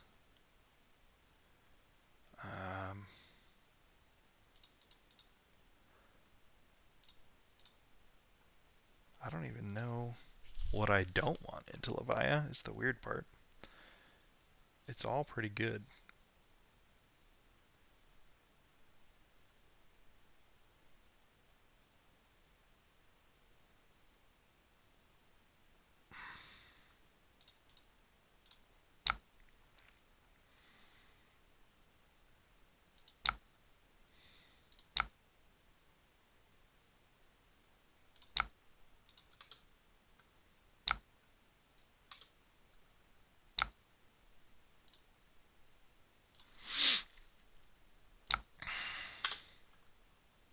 Hey, alright, it's a 2.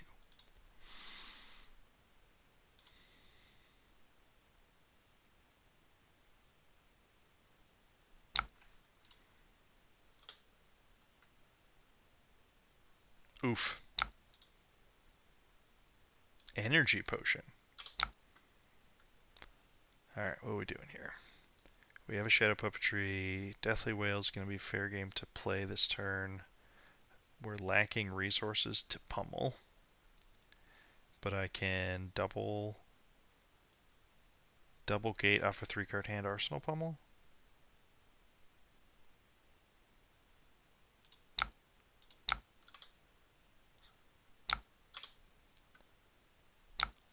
So we'll just block 6.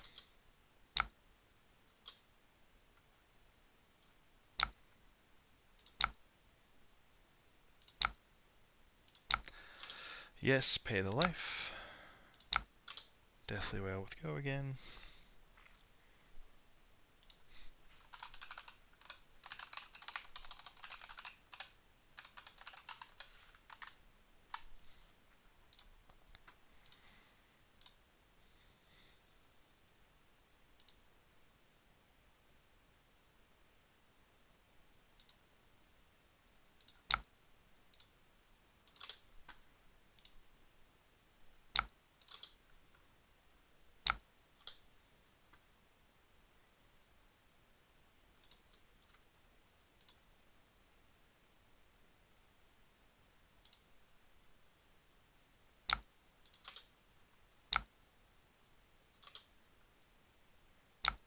They must have a heck of a card lined up.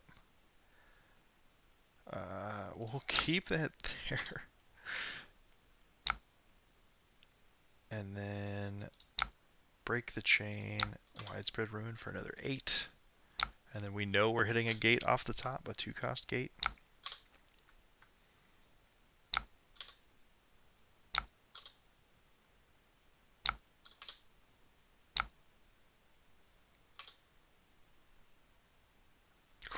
Eating their Shadowpede.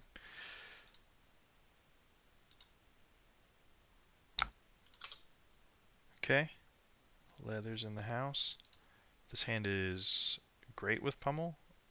We could potentially cycle out Shadow Puppetry with Crown of Providence. Because we can pay for pummel with the Mob's Guys, which lets us go gate into second gate.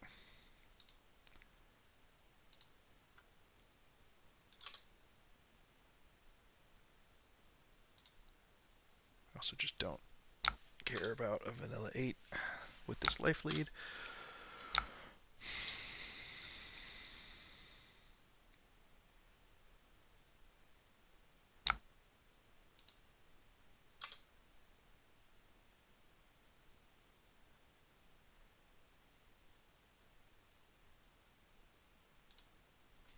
I believe our opponent miscounted.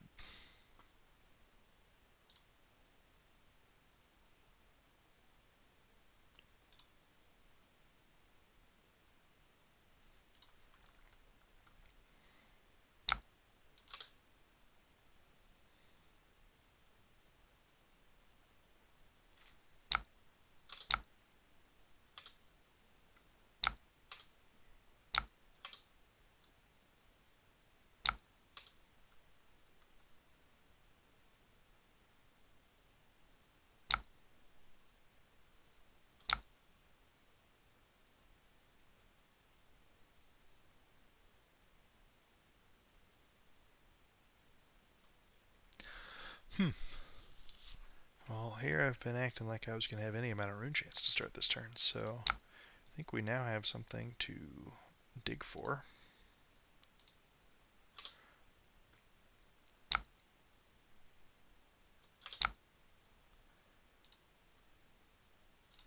Wraith.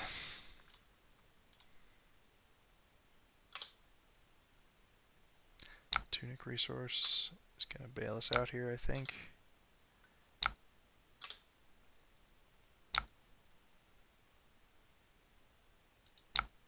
Banish a Wraith. 1 rune chant.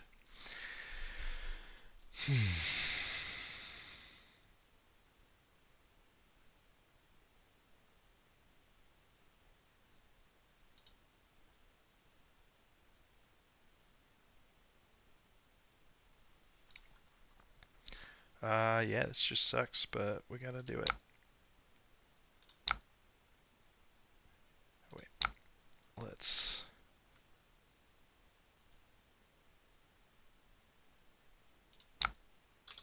Tunic resource. Grasp.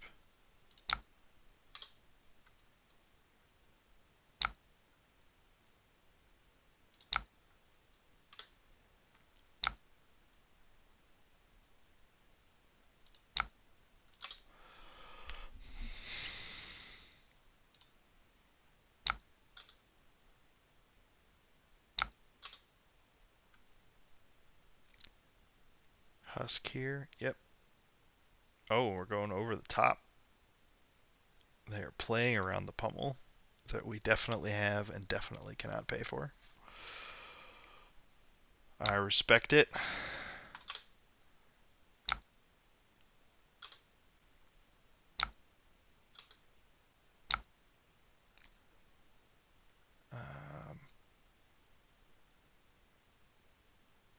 And we'll just send a flail.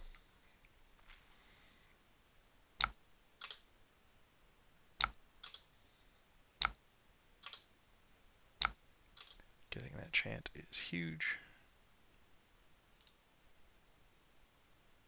Okay. We get to try again at the same type of turn.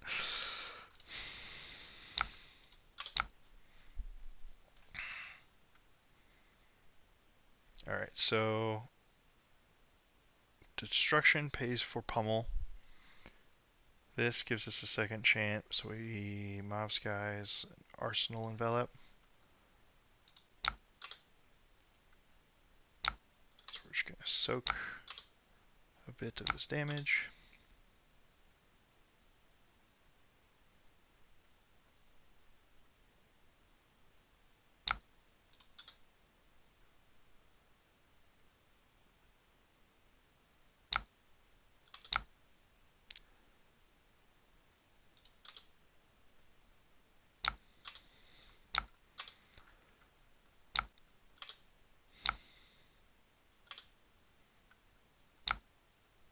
Okay, so Phantom Wraith gives us 2 chance.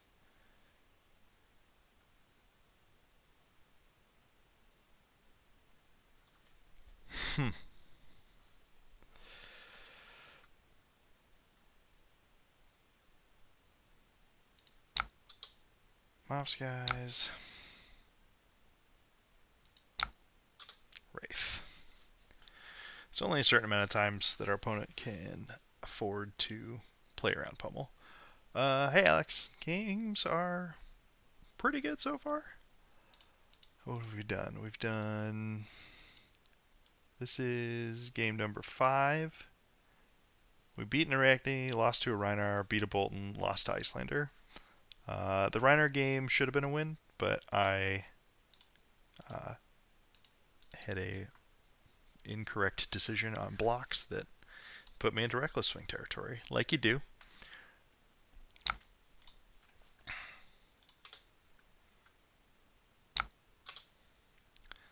Notably, our opponent does not have Husk to help them play around the pummel this time around.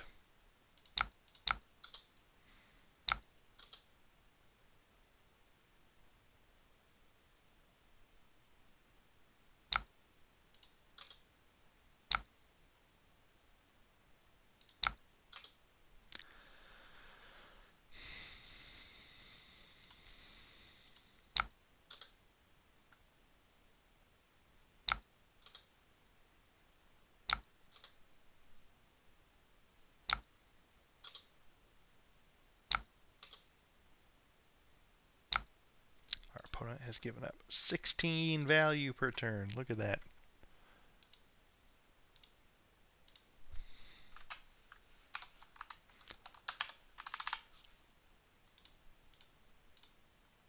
I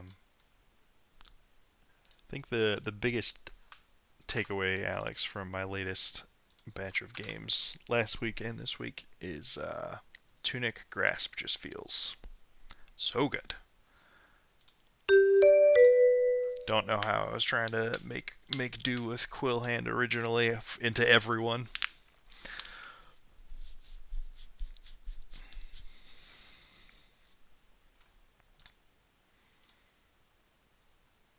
Tonight's experimental card is Beseech the Demigod, which we've played exactly like one time. They will go first. Okay, so into Dromai, we keep our usual loadout.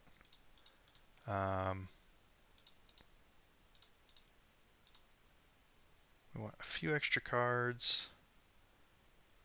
And honestly, probably just the pummels to keep them respecting it.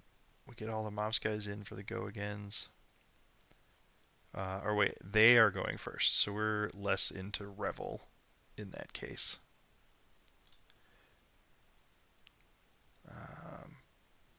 And we can run a few reduce.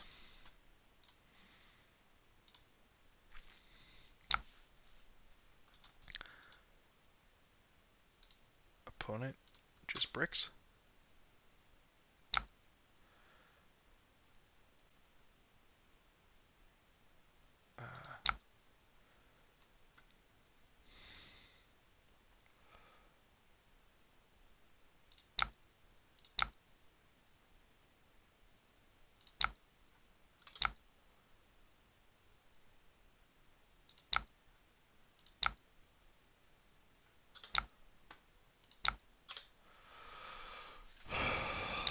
Coming out swinging.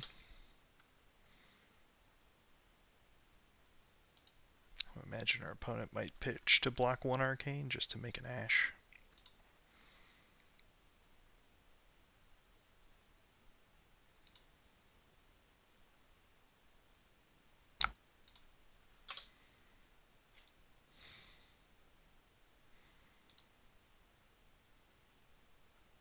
We'll use Flail of Agony in this matchup to chew up and spit out as many Ash Wings as we possibly can. Nope. We'll hang on to the pummel for later. And actually, since it's a pummel and we don't really want to banish the pummel, we'll just break the chain. Oh wait, I paid a life. That's right. Yeah, it doesn't really matter. Billowing Mirage, gone from them. Yeah, like first turn of ours getting the furnace block is big.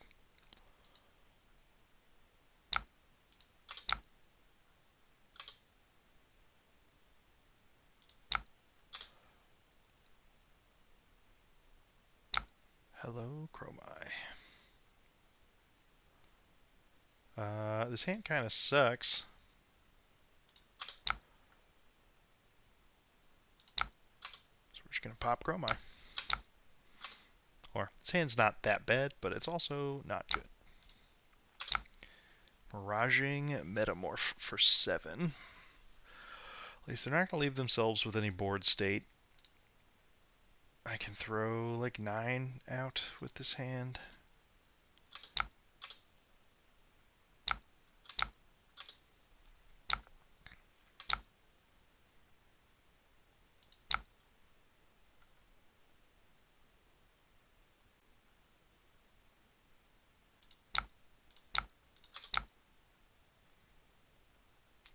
I wonder if, do I just pass?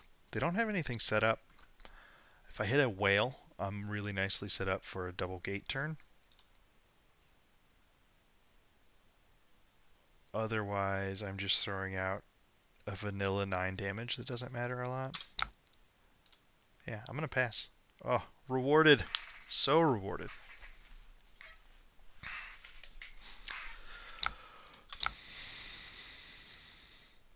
CNC on top. Ravenous Rabble coming in hot.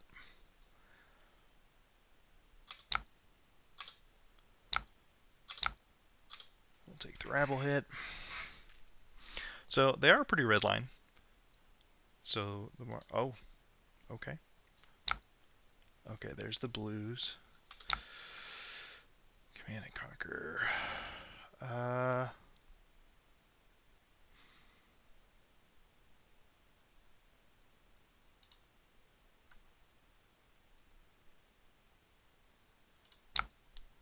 Sure. We'll eat our vegetables. Oh, that's so much better.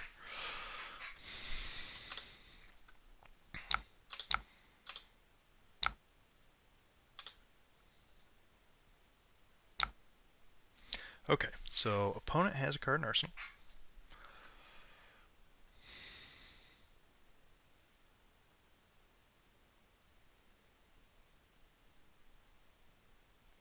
So banish Deathly Whale, we go up to 3 rune chance.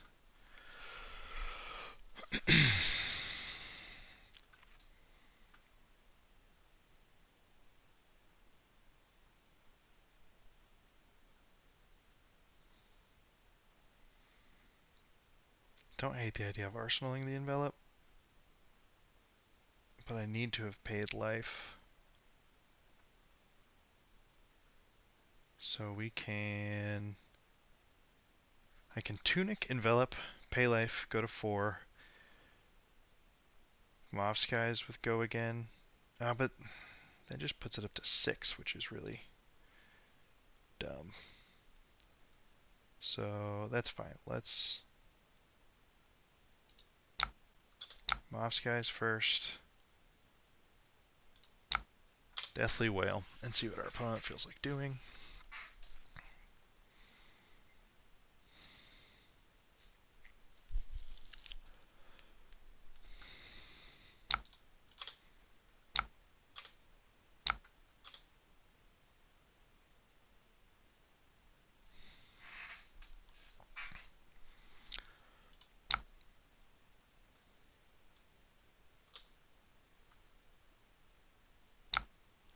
Okay. Opponent is now out of equipment blocks that don't give up furnace.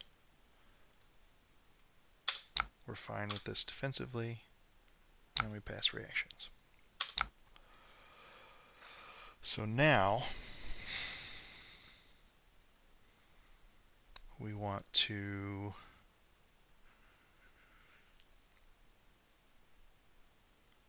creepers in an envelop and then end on a flail. We're going to end up with an extra action point, and we can arsenal Deathly Whale or arsenal Destruction. I think arsenaling Deathly Whale is better. Lets us have a setup turn and is good size to kill dragons.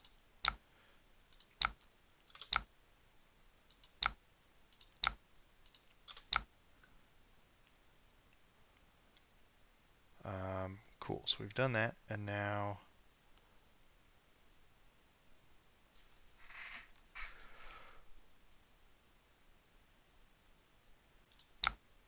break it, we go back up to 3. We have 2 action points, notably. So we can Phantom Wraith.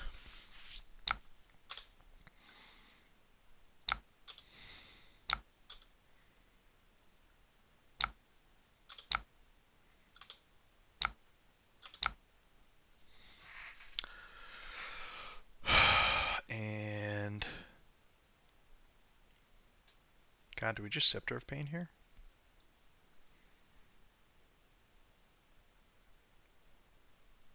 No. We'll flail.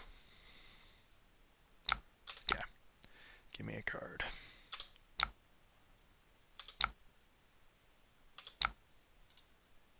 Perfectly dragon-sized attack that we also don't super care if it gets eaten by a CNC.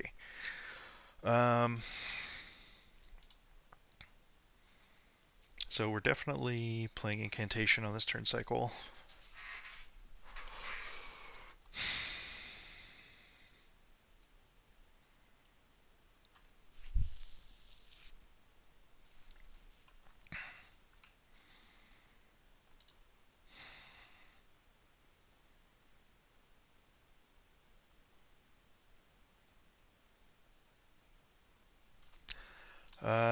Okay, so we want to banish Deathly Whale. We want to keep that train going. Tunic for Incantation is good. I can block 6 Tunic Incantation, throw Deathly Whale.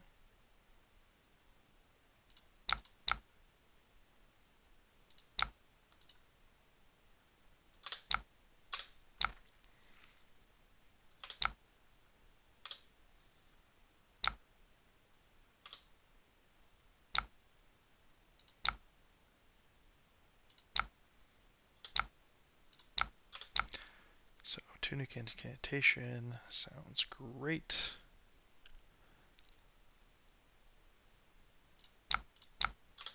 Here we'll throw out 1 and 4. Keep a little bit more pressure on.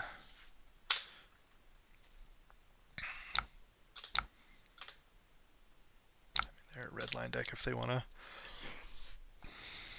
give 2 cards to stop 5 damage on this turn cycle. I'm okay with that.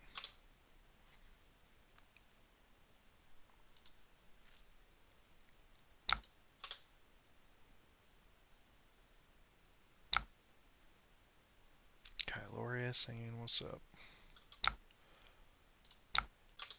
Pop that.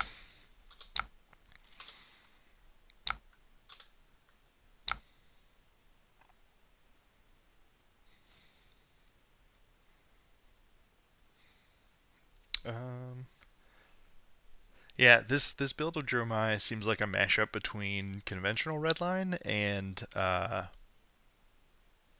the Haydendale build, I think. I've seen the blue 6s in it. So we want to go banish Phantom Wraith. We get that.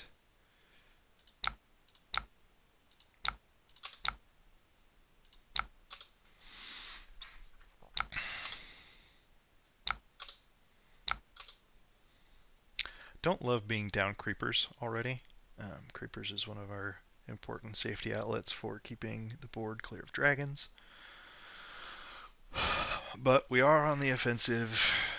We've burnt through the armor, so flail is a very real threat going forward.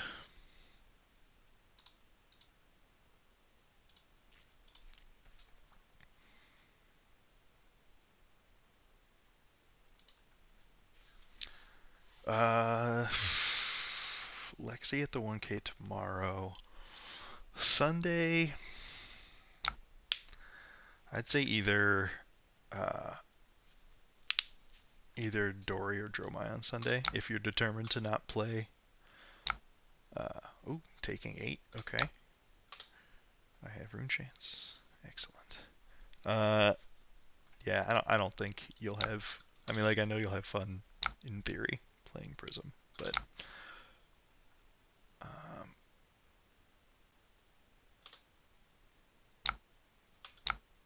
3 we take.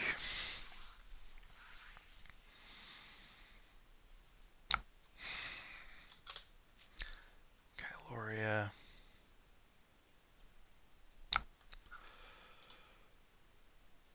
And then play Passing Mirage. Okay.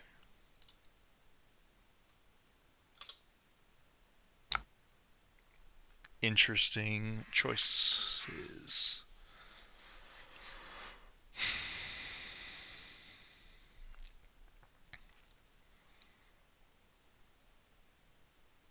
Let's banish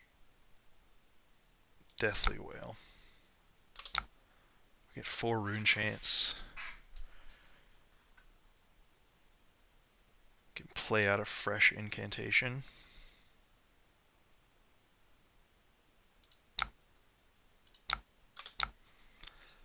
And then throw Wraith into Kyloria.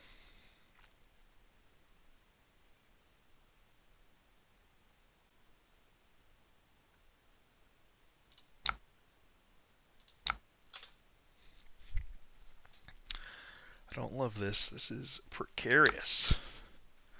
Okay. Jesse's gonna borrow yours. Yeah, he asked me about a New Horizon, but yeah, if he's just gonna borrow your entire deck, that's much easier.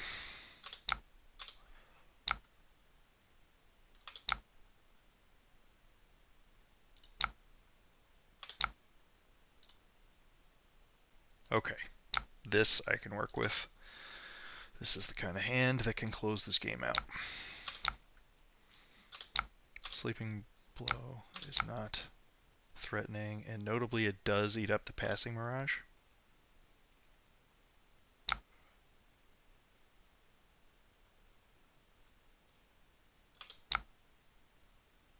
So we take the Arcane. They have no resources, 1 card left in hand. I'm not wasting it on an Ashwing.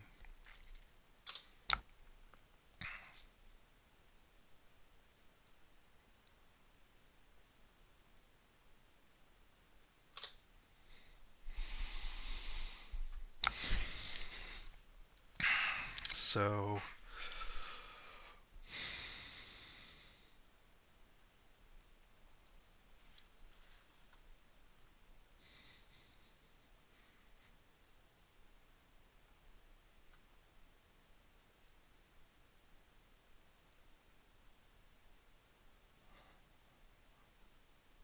I think this is just probably too much arcane. Alright, so we're at 3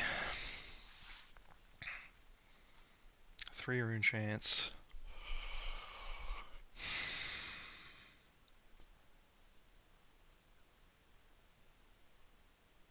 I think I just envelop, pay. Yeah, because I can Scepter of Pain afterwards too. Yeah, so envelop, pitch, pay a life. Mobs guys coming at Dromai's face.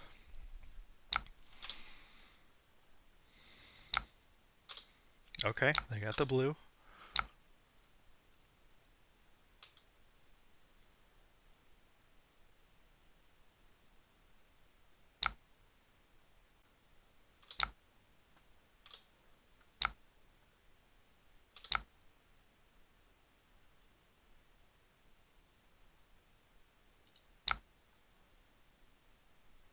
And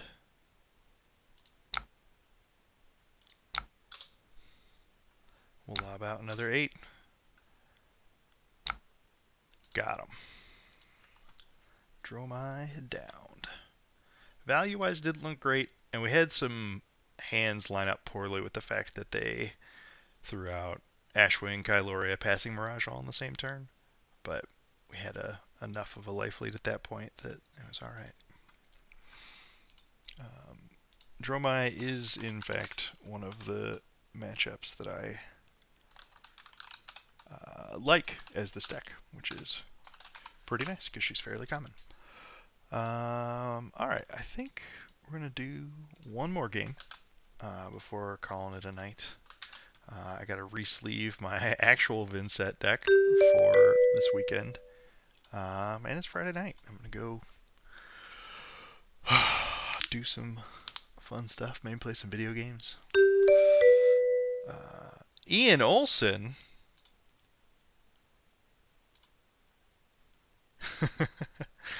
Ian is one of my teammates.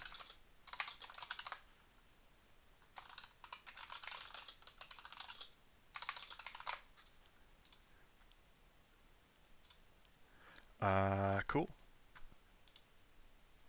Well, you know the saying, Captain Insano shows no mercy.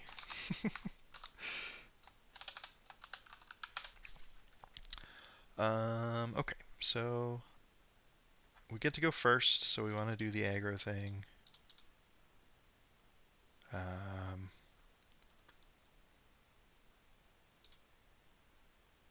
think an extra Mosca is good. I think we're fine with a few extra cards in the grand scheme. And then yeah, default equipment loadout.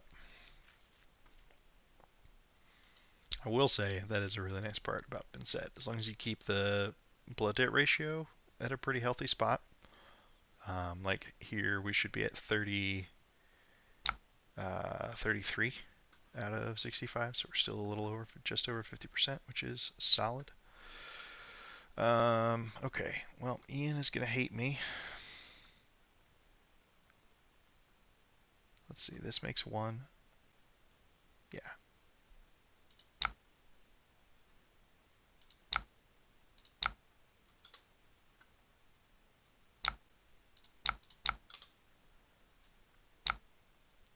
Setup accomplished.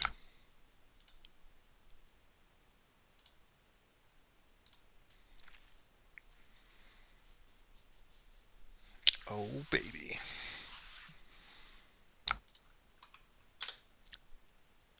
Okay.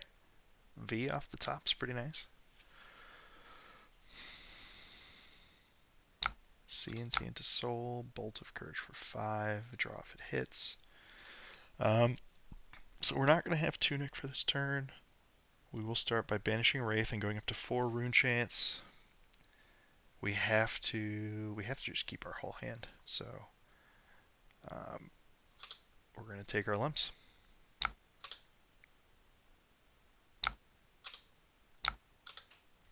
Makes sense. Pitch to Versus. Raiden for 3. Yeah. Take the lumps.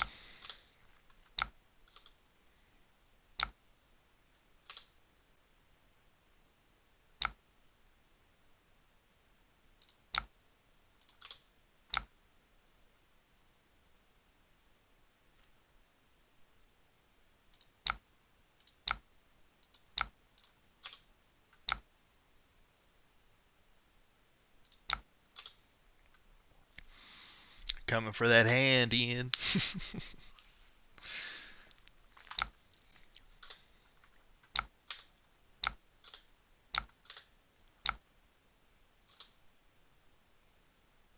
Also just realized Ian did not actually bring Classic Arcane Barrier. It just has Radiant Flow instead. So we know we're out, and we know that this Revel is going to do some nasty things.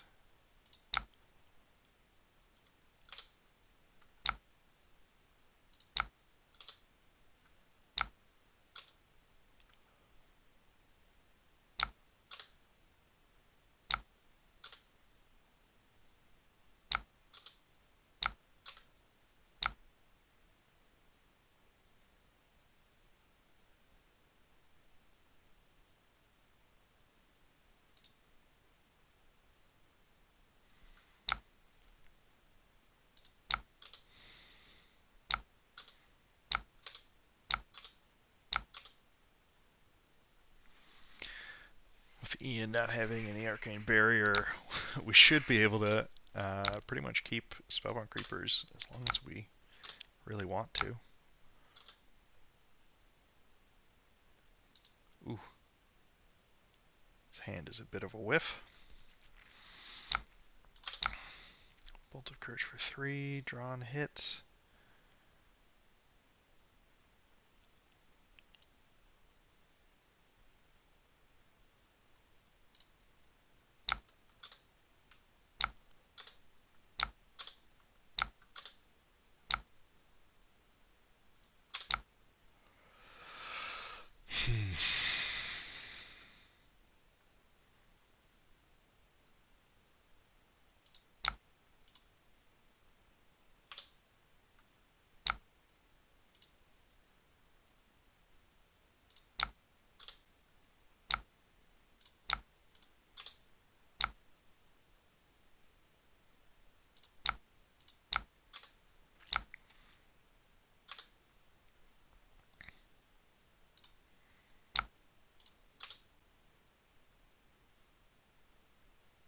Okay.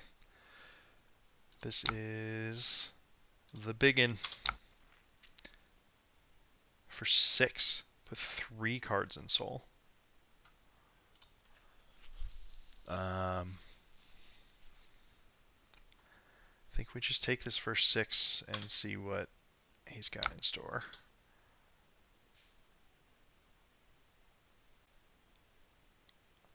My gut says, yeah, bacon. Bacon of victory. Which means we're going to grab Illumina, Ascension. Oh, no, we're grabbing Snatch because it's buffed. That makes sense.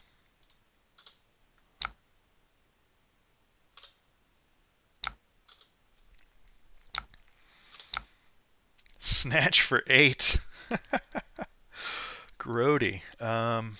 So we're going to put Destruction in Banish. We're going to Mouse Guy's Destruction into that.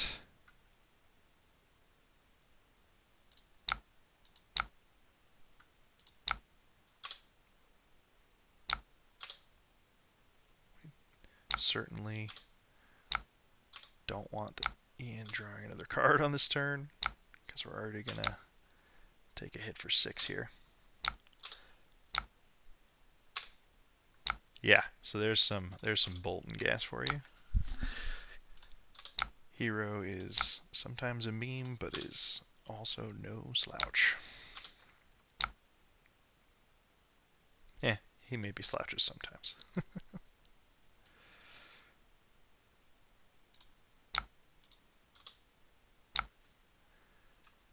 Hey Josh, how's it going?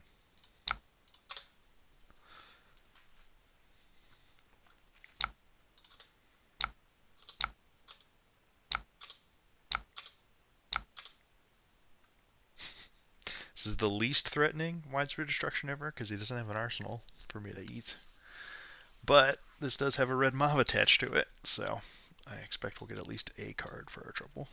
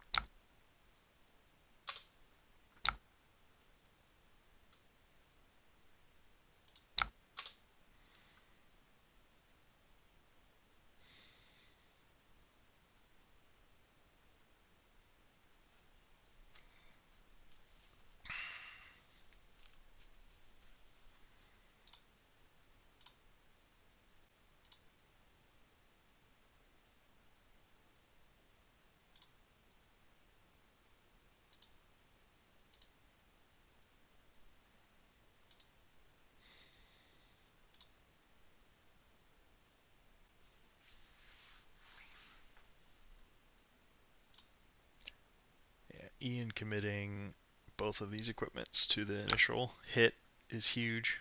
Ah, okay. So he's deciding that this game is not going to go long enough for Tunic to make a huge difference again. We'll see. Light the way.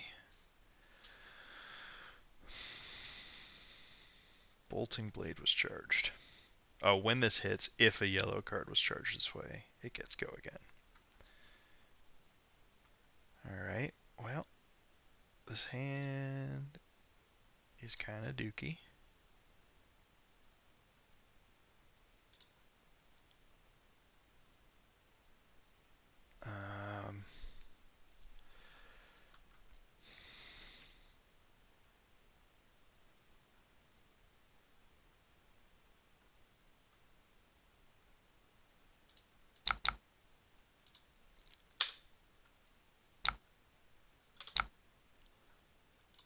Cycle Wraith, and still not great. But we deny the go again.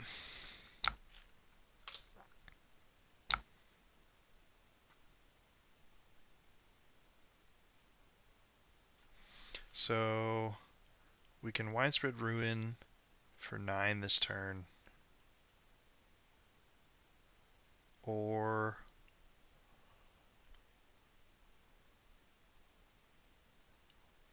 I don't really think there's an or. I think that's kind of the only reasonable play with this hand.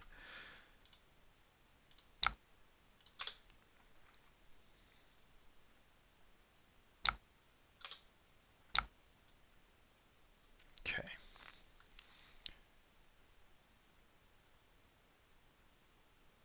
So we kind of want to hit a card. So I think I'm alright with the idea of paying for Putrid.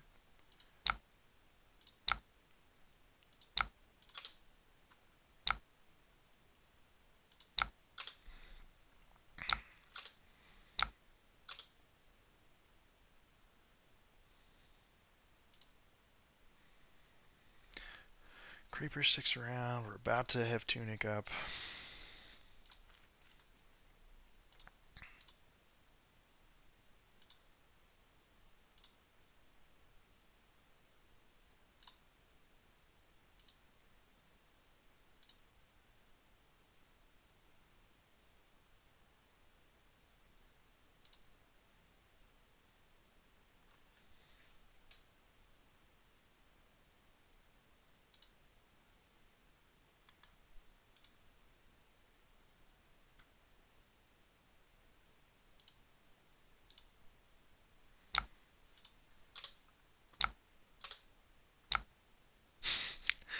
Ah, yes, the Ian Olsen special. All gas, no brakes. Mob Skies, Spirit of War. Alright, so we missed.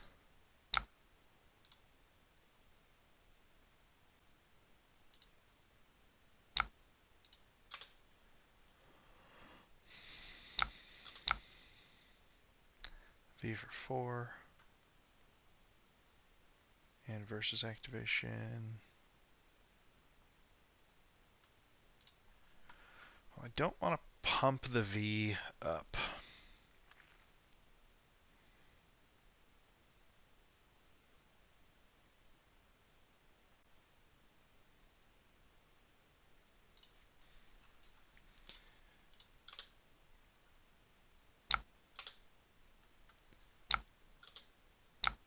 Go again. Okay.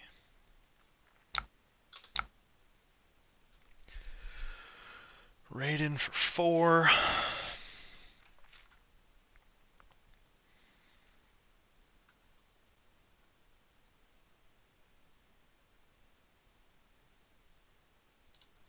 Hmm.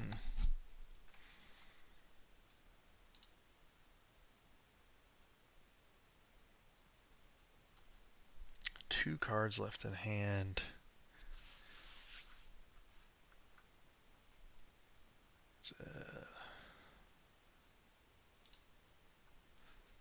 This is tough. My blocks don't look great into this. At least Raiden isn't an on-hit though.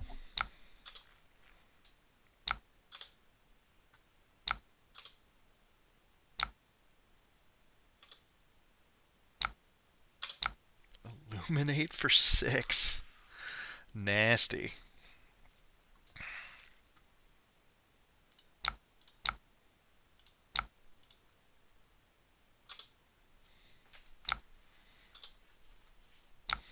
Alright, that's the last soul.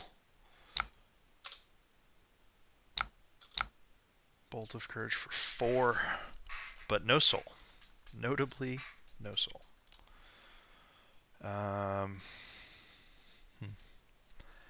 So I could block this out and get a rune chant and we pass the turn cycle round.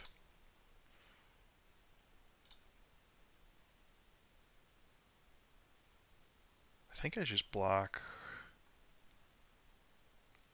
with Mob Skies, take 2, let him have an arsenal, and then I'm throwing a problematic amount of damage back.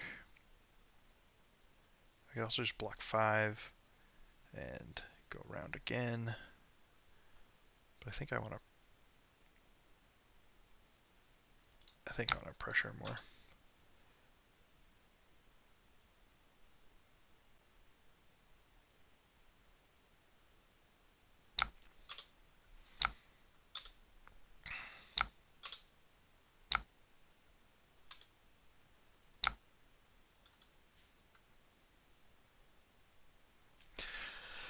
Yeah, with 2 chance, then this is a problematic amount of damage incoming.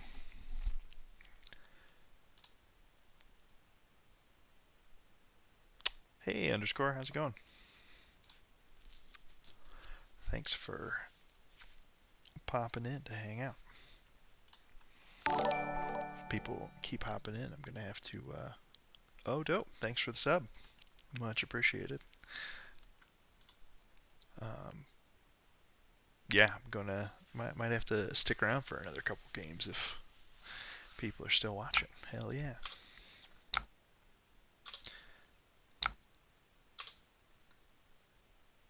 Take 2, eats versus sink. Take 1.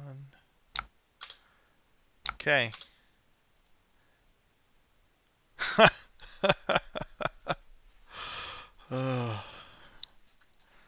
Alright, so Ian has no soul. Which sounds like a rude thing to say, but it's real. Oh, we're just throwing 6?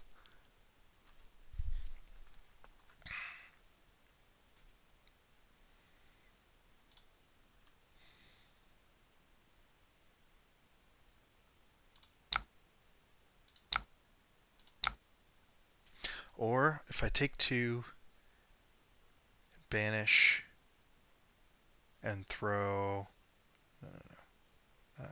I think I want to take a little bit of damage.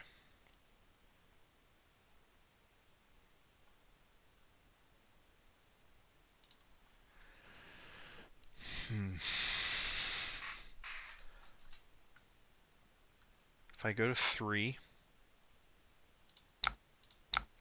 I can banish a Mobsky's, get 1 Rune Chant, throw Deathly Wail for another 1 and 4.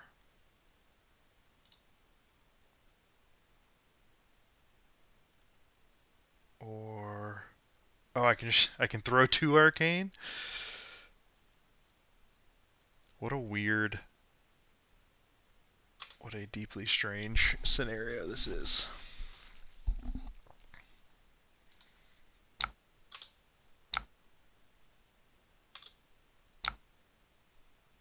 Oh, right, that's gone. But that's fine. That card's not doing anything for me anyways. So, let's banish Mobsky's.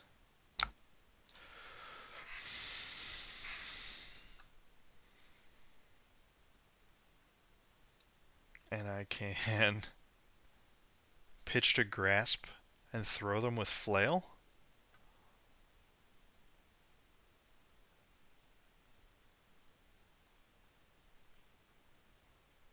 Five-card hand is dangerous, though.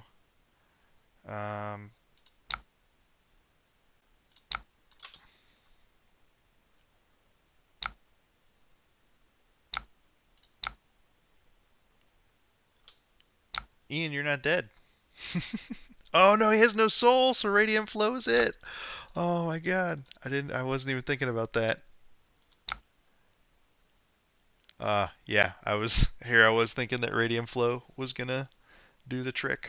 Yeah, so I knew we were in an okay spot, but I was definitely assuming that this was gonna be able to stop one of the rune chants and then block it out, and we're facing a 4-card hand, but nope, no AB, too strong.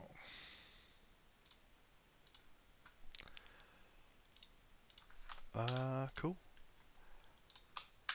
Alright, let's run it back. Going again.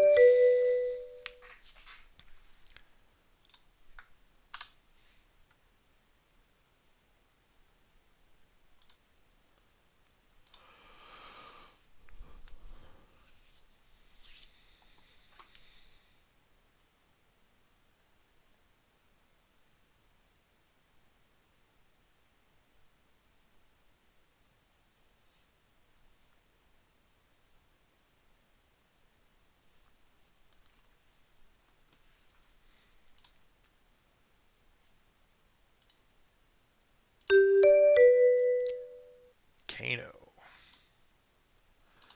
Alright. Well.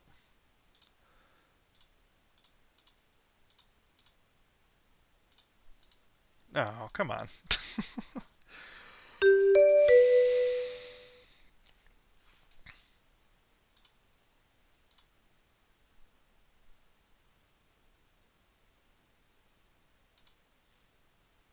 Yeah, you're right, Alex. That makes sense. Okay. Fi instead. They are going first.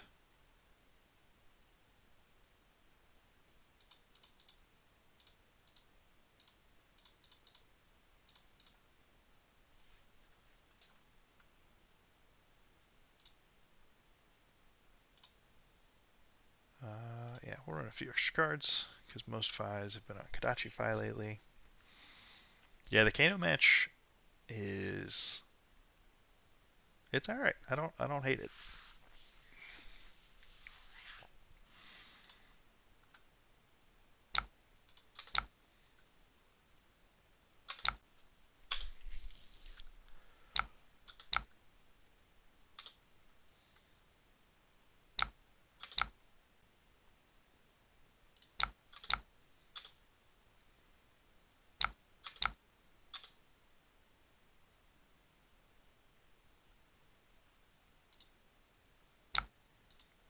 stoke the flames.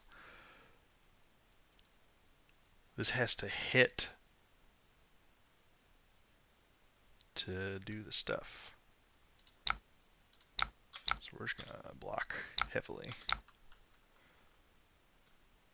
Yeah, I think I agree with you. I think the Kano matchup is definitely more in our favor than the Lexi matchup.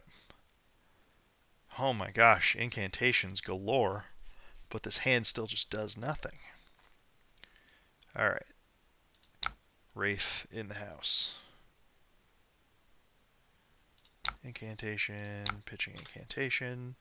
Like, I know the second incantation is generally good, but I want a pummel to try and steal some tempo back, given that we're basically just passing on our first turn.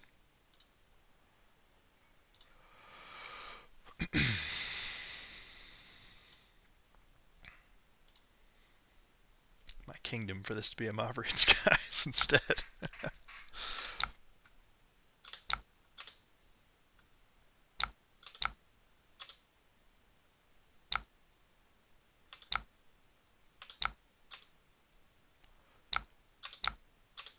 Take the Kodachis.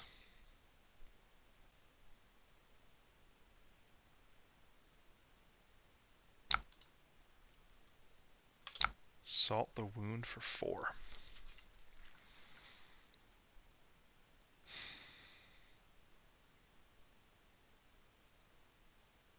Well, I'm certainly blocking. But with what is the question?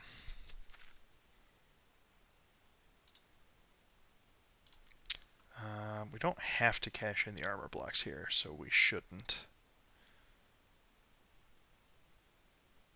Be at 2, so I don't have to play this. I can use this to pitch for the pummel. And if this mad genius is about to razor reflex me over the top of this, more power to him.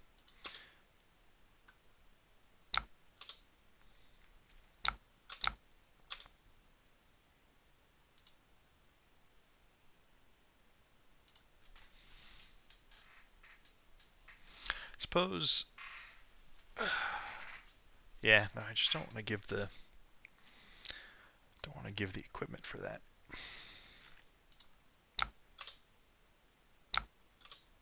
This is just 3.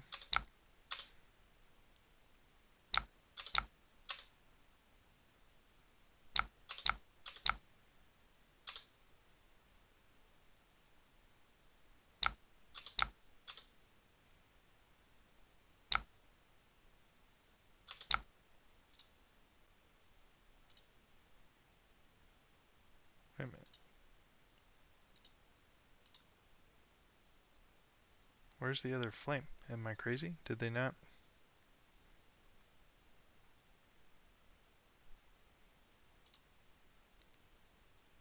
Salt the wound. Flame call. Phoenix flame. Lava burst. Did they not grab a Phoenix flame? I am drunk. I'm not really drunk. I just don't know where that Phoenix flame ended up. Oh, now we're grabbing it. Okay.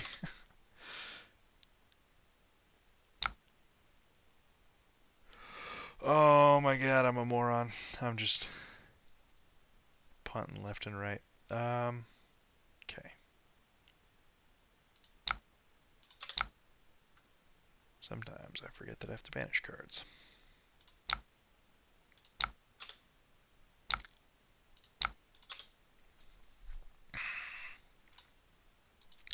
This is gonna be a tough one to salvage.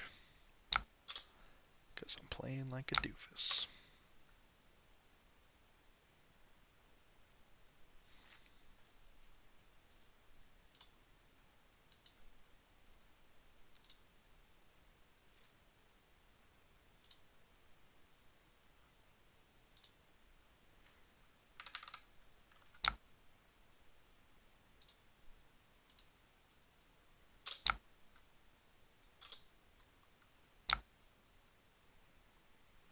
Theoretically, I'd love to banish this Phantom Wraith, but I don't think it makes sense to.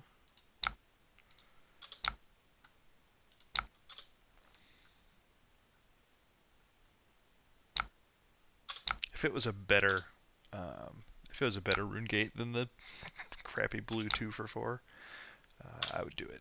But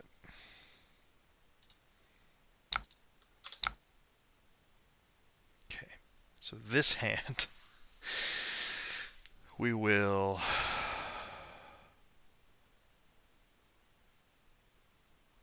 beseech Pummel.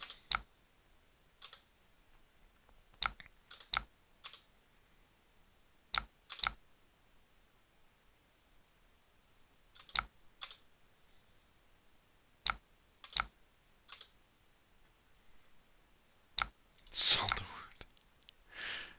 They salt the wounds, man.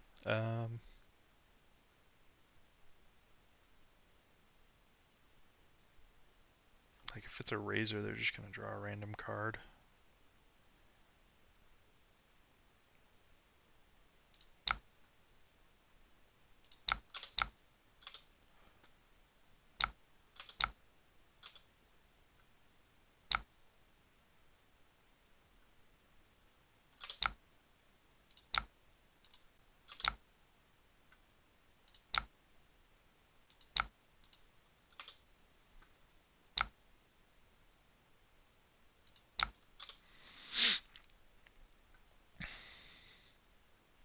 Not gonna be the scariest Pummel around.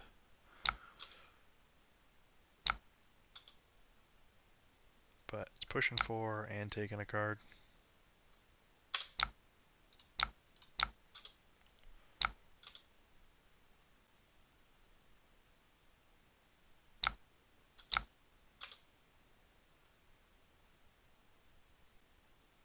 Okay, alright. This is a hand. We can work with this, absolutely. Tunic, Spreading Flames.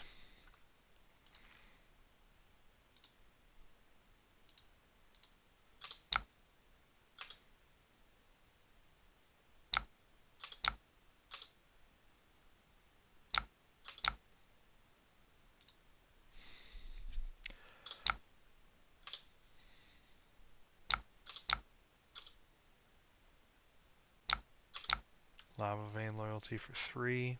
No resources still. Renew the Arsenal's Flame. The only way I get... if it's an Ancestral Empowerment, that's kind of devastating. So maybe the move is just... yeah, if it's Ancestral Empowerment and I block exactly, they get 1, maybe 4 more damage.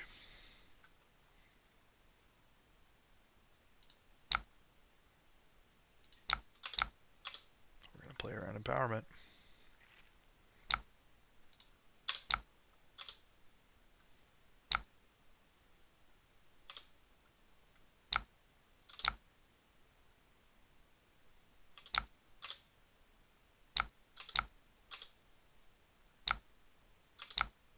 Brand, sure.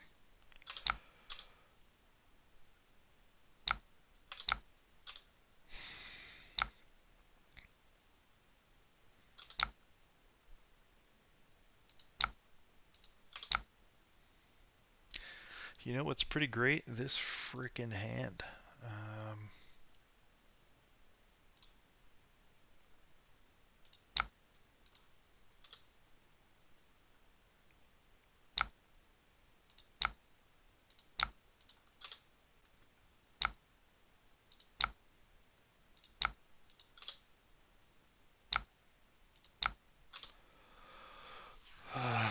3 cards, 17. 19 if you count the 2 chance we're guaranteed to set up off of it. 18 if you count the life we had to pay to do it.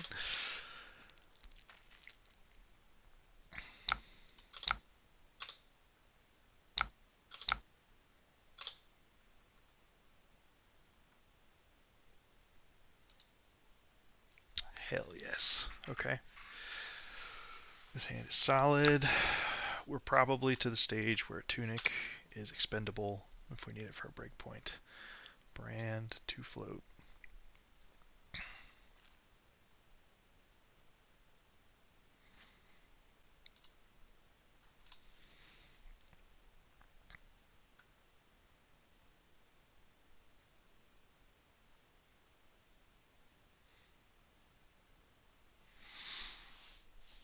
So if I... They don't block... Oh, okay, next 4 Draconic attacks get +1. So that's a lot of anthems, but not a lot of actual attacks. Because this is just one.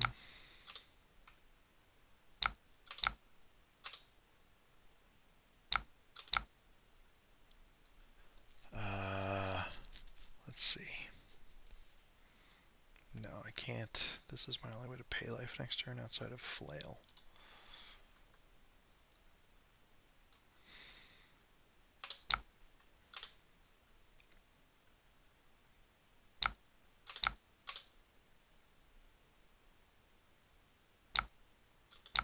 Renegade for 5. Right now they can't even bring a flame back.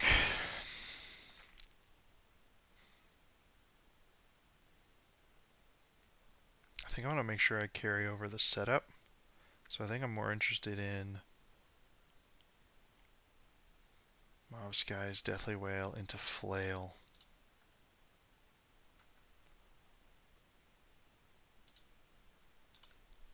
Might not even get a choice, might just end up having to block kind of with everything.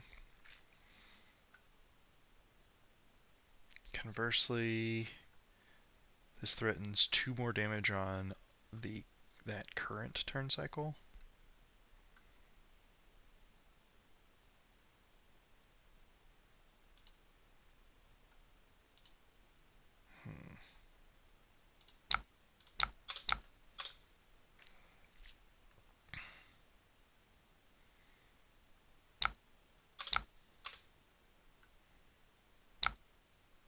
Pitching a blue for the flame. Oh my god, okay.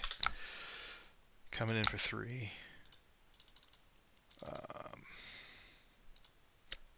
think this is a 3 that I just take.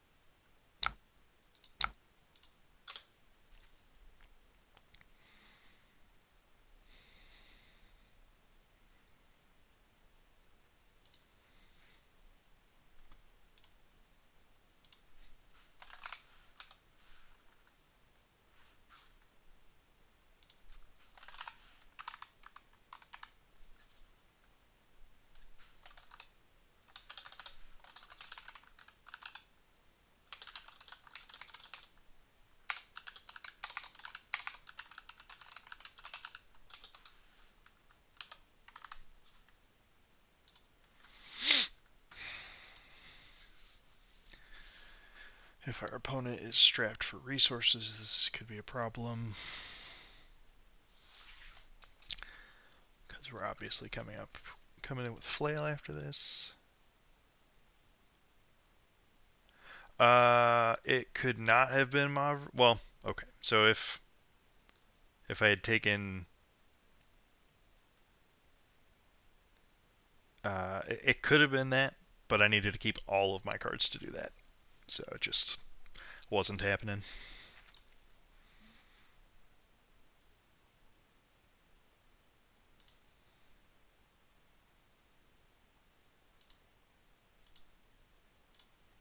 Someday we'll get a 1-cost Rune Gate, maybe. Probably a Vynnset specialization, if I had to guess, because they do not want Chain to have that for sure.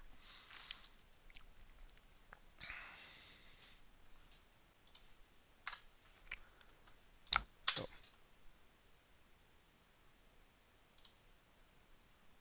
Sorry, opponent, I lagged out. I don't know why it was making it look like we were waiting on you when we were waiting on me.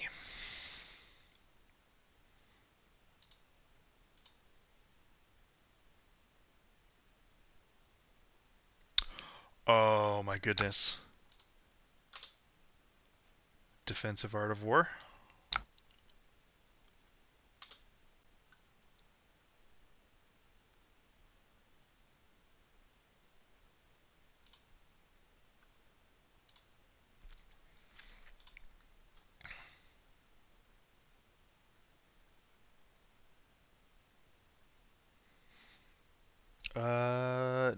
had 4 armor block available to me because Grasp was already fully spent.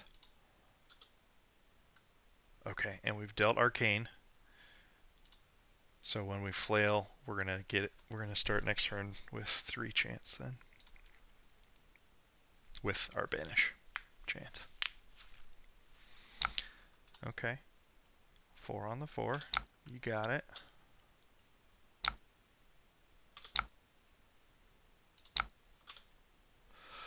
Fuck it, we flail. Getting the mask.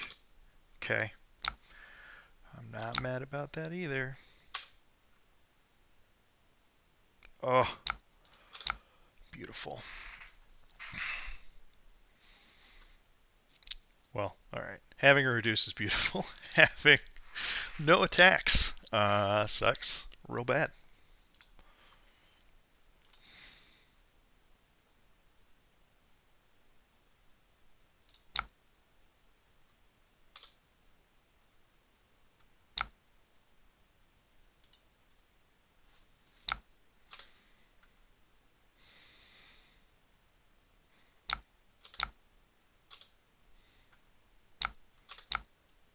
And 3 more.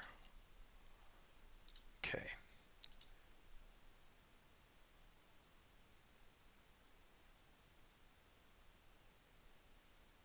Yeah, we're going for it. Let's...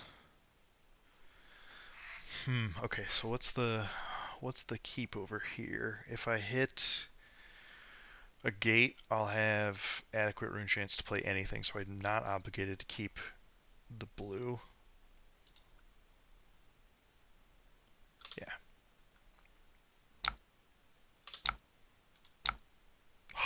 Yes.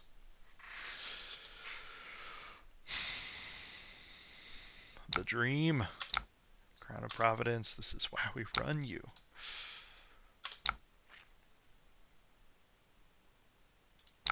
Deathly Delight. God, if I had Tunic resource up right now, this would be filthy. I think we want to save the Envelop though. I think we go Mauve Skies into Delight with Go again into Flail, gain our life back, and Tunic will be up with an Envelop.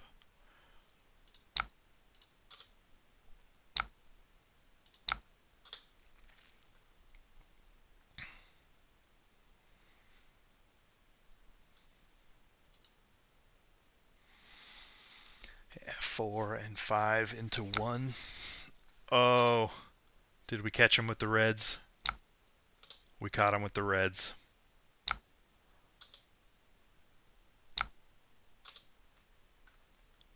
So we get the 2 cards. Tunic gets the flail.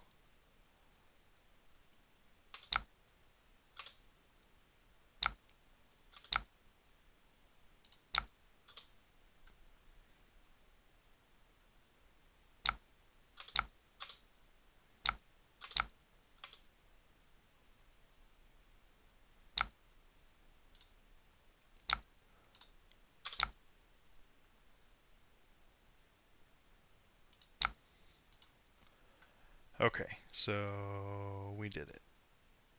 Because we just get to go. No. Sorry.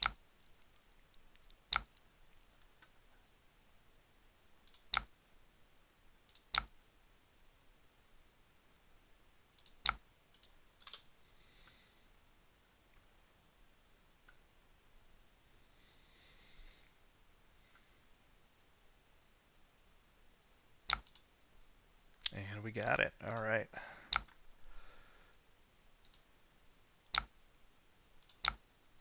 Good game, opponent. Whew, alright, good to know. We can beat Fi sometimes. Actually, my track record into Fi on Talishar is very, very good. Yeah, the armor's huge. Tunic is clutch AF. Okay.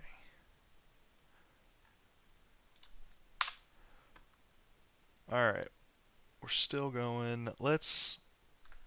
All right, one for the road.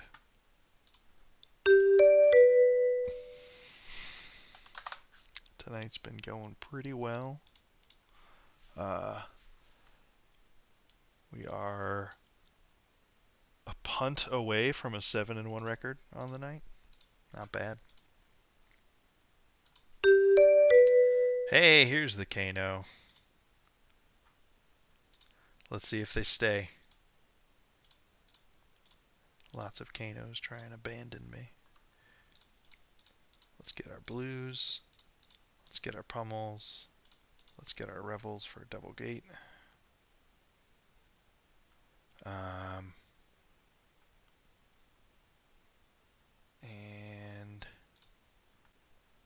we can trim.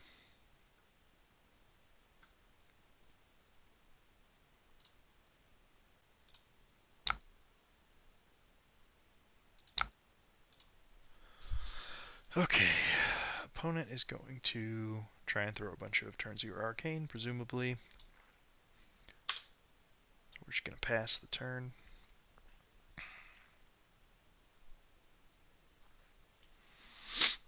And see how many potions can they hit off the top on turn 0.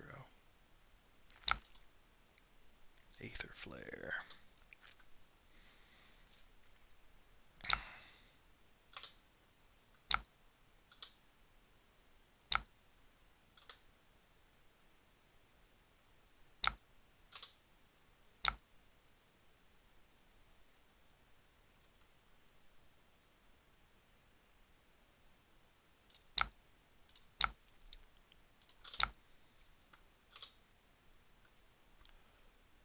Kano again.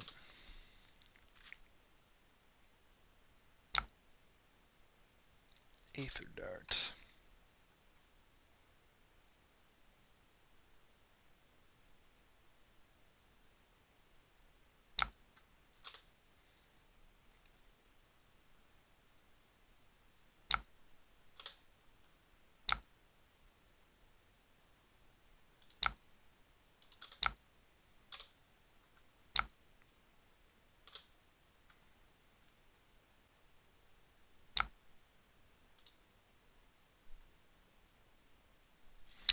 We banished yellow Deathly Whale. Oh yeah, sorry, I forget that my camera covers up the banish zone at times. But yeah, no, our opening to this game is excellent.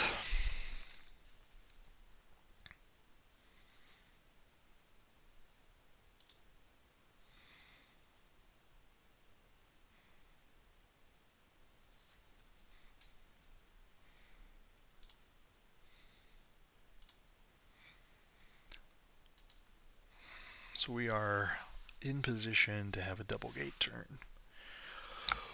But an Aether Spindle is the kind of thing that can get me to consider defense. So we have our red Mavsky's in Arsenal that we're going to play. We've got Envelop, which we need to pay 1 for, and we have to have enough rune chance for our whales this turn. I think I AB3 here with the Annihilation.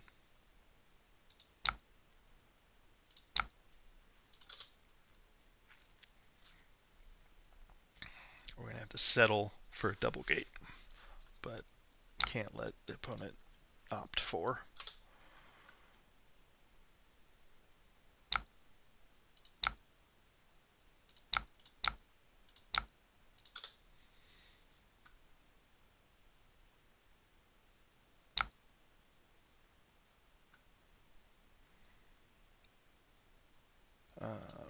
And so we run out the red bomb skies so that they have to respect this whale a little more. Or at least, yeah, they're going to have to block it, or we get to run out a second whale this same turn and carry over all of the setup rune chance. So I would be shocked for this Deathly Whale to connect.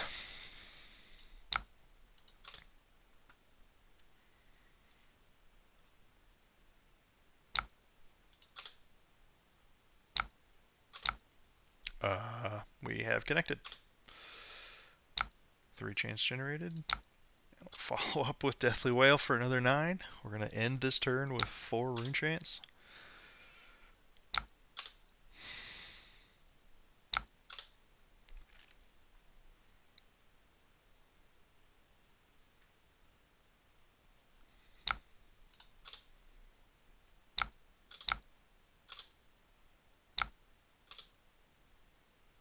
Oh yeah, that's what we like to see.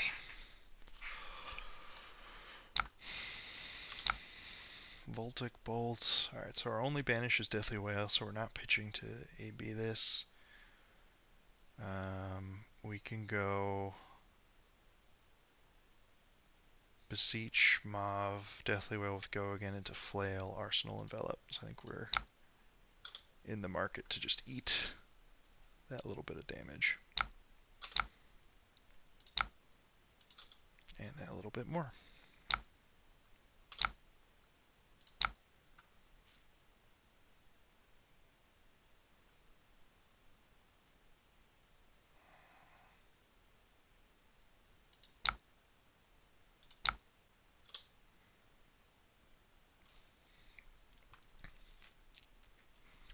No Tunic resource and no current setup. They also haven't gotten to scry deeply. This is still just turn 3.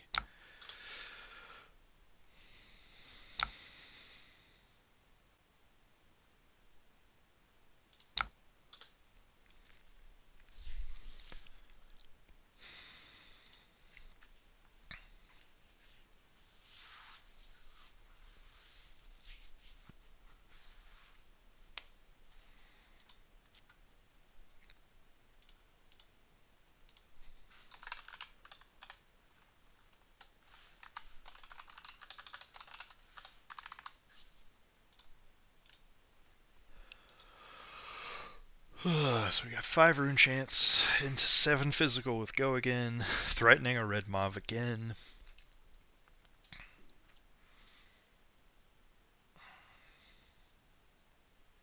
If we get the Mauve hit, we're just sending Flail anyways, because Deathly Wail is going to leave us with rune chants regardless, and we've got Envelop. So red Mauve right here just reads a lot like a Nimbleism if we are fortunate enough to hit.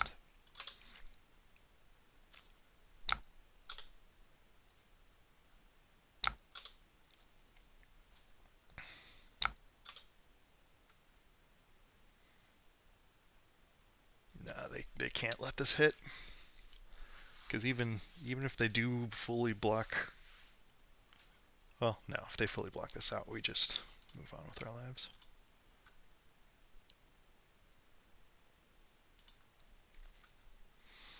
Apparently the Kano math is not good enough at the moment. And we get the Tunic? Oh, that's huge.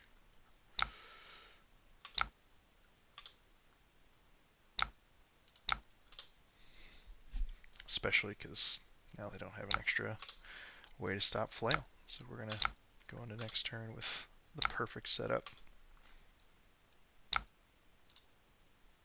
Oh, and all the blues in the world.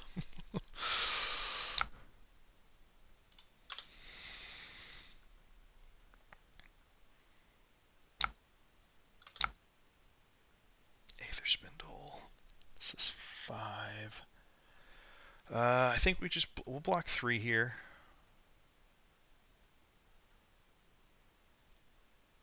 I could also just pop Ebon Fold, but that feels greedy because it's not the Wildfire.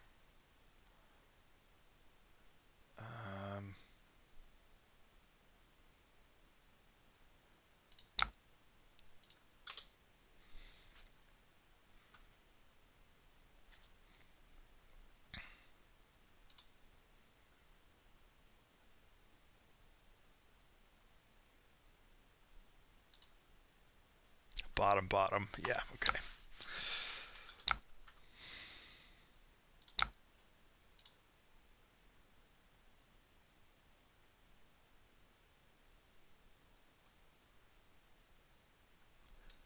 I don't really care to banish.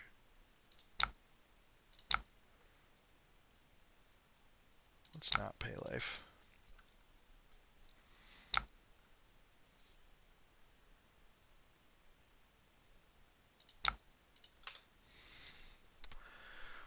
Mobs guys we want to threaten because we still have Quill Hand.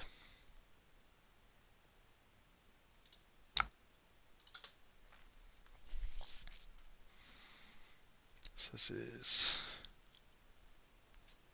14 damage with a flail on the back end.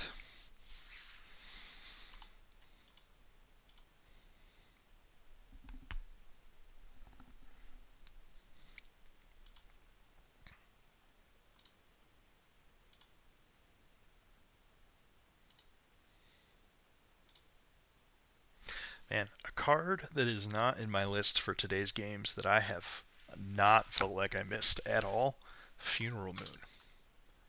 Like, obviously having zeros is nice to randomly hit off Widespread Ruin on occasion, but yeah, card is, it's a glue card, but at the same time it's just underwhelming.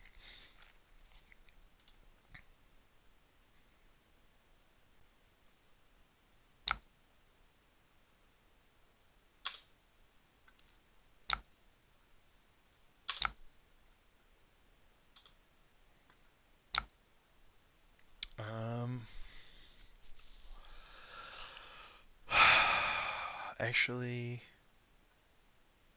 I think I do want to banish here. We still have Quill Hand, so like the likelihood of something truly getting stuck is very low at this stage of the game.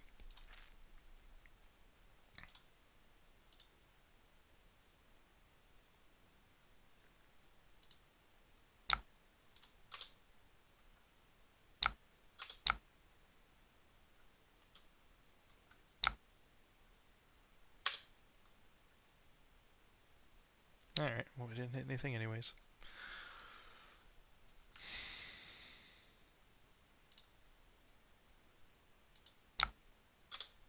Deja Vu and pass. Alright.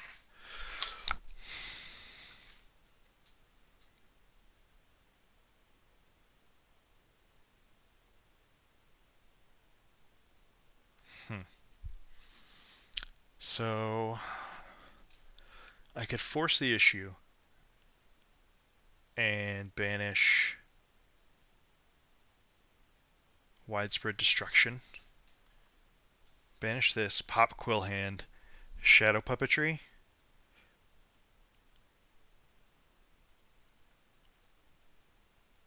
And I have Ebb and Fold and 3 resources to protect myself with, which is probably plenty.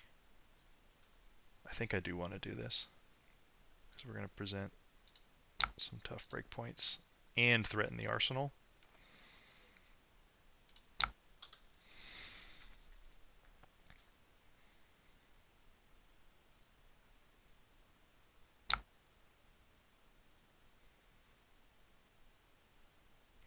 I don't think we want to pay any life, because 4 and 7 into 1 is already... We're going to eat that arsenal card if it doesn't get played, so we will not pay.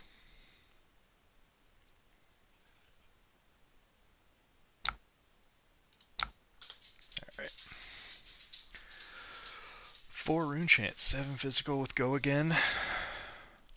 AB3 Spell Void 2 still up. Okay, we're going to do the Desperation Kano Dig.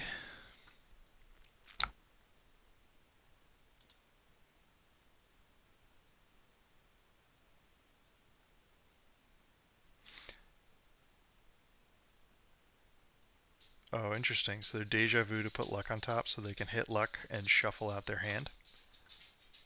That is dope. Kano does the coolest shit.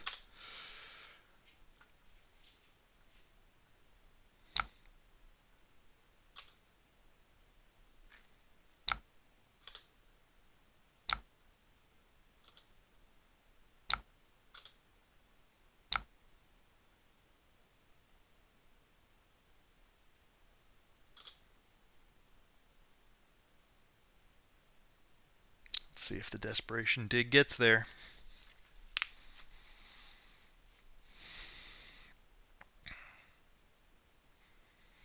think we hit just too many breakpoints here. And even if they, yeah, we're somehow able to live. All right, yeah, so we're just digging some more.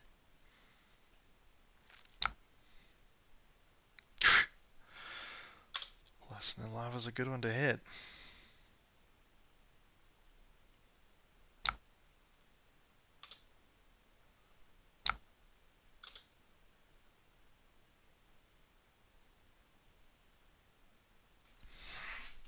Okay.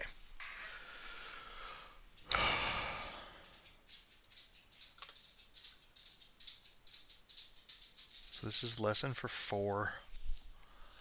I don't think I can't let lesson hit. What are they doing? Oh, Metacarpus node. Okay, so now it's for 5.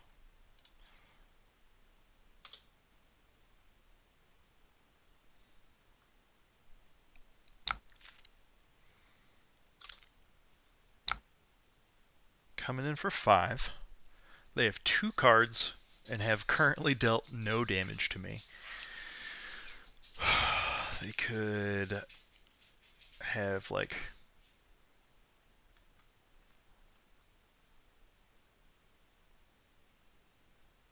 so I could stop this completely, but then I'm shields down. And then they still have to dig for it. I think I'm okay with that.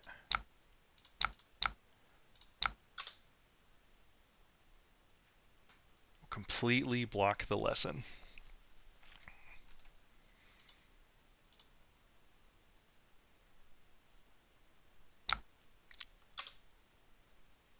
Ragamuffins. I don't know. Now we're just blind digging. Reverberate.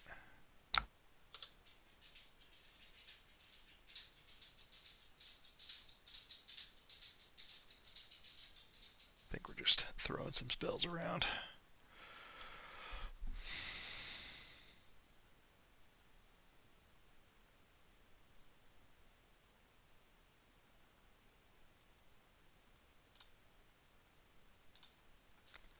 Good game.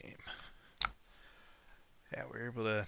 The early explosive turn was great, and then being able to force the issue with Quillhand there at the end when we had protection was extremely valuable. Alright, well. I think that's going to do it for me for tonight. Ending with a total record of 7-2. Not bad. And one of them was that punt into Reinar. Oops. That's not what I want. F12. There we go. Yeah, the list felt pretty good tonight.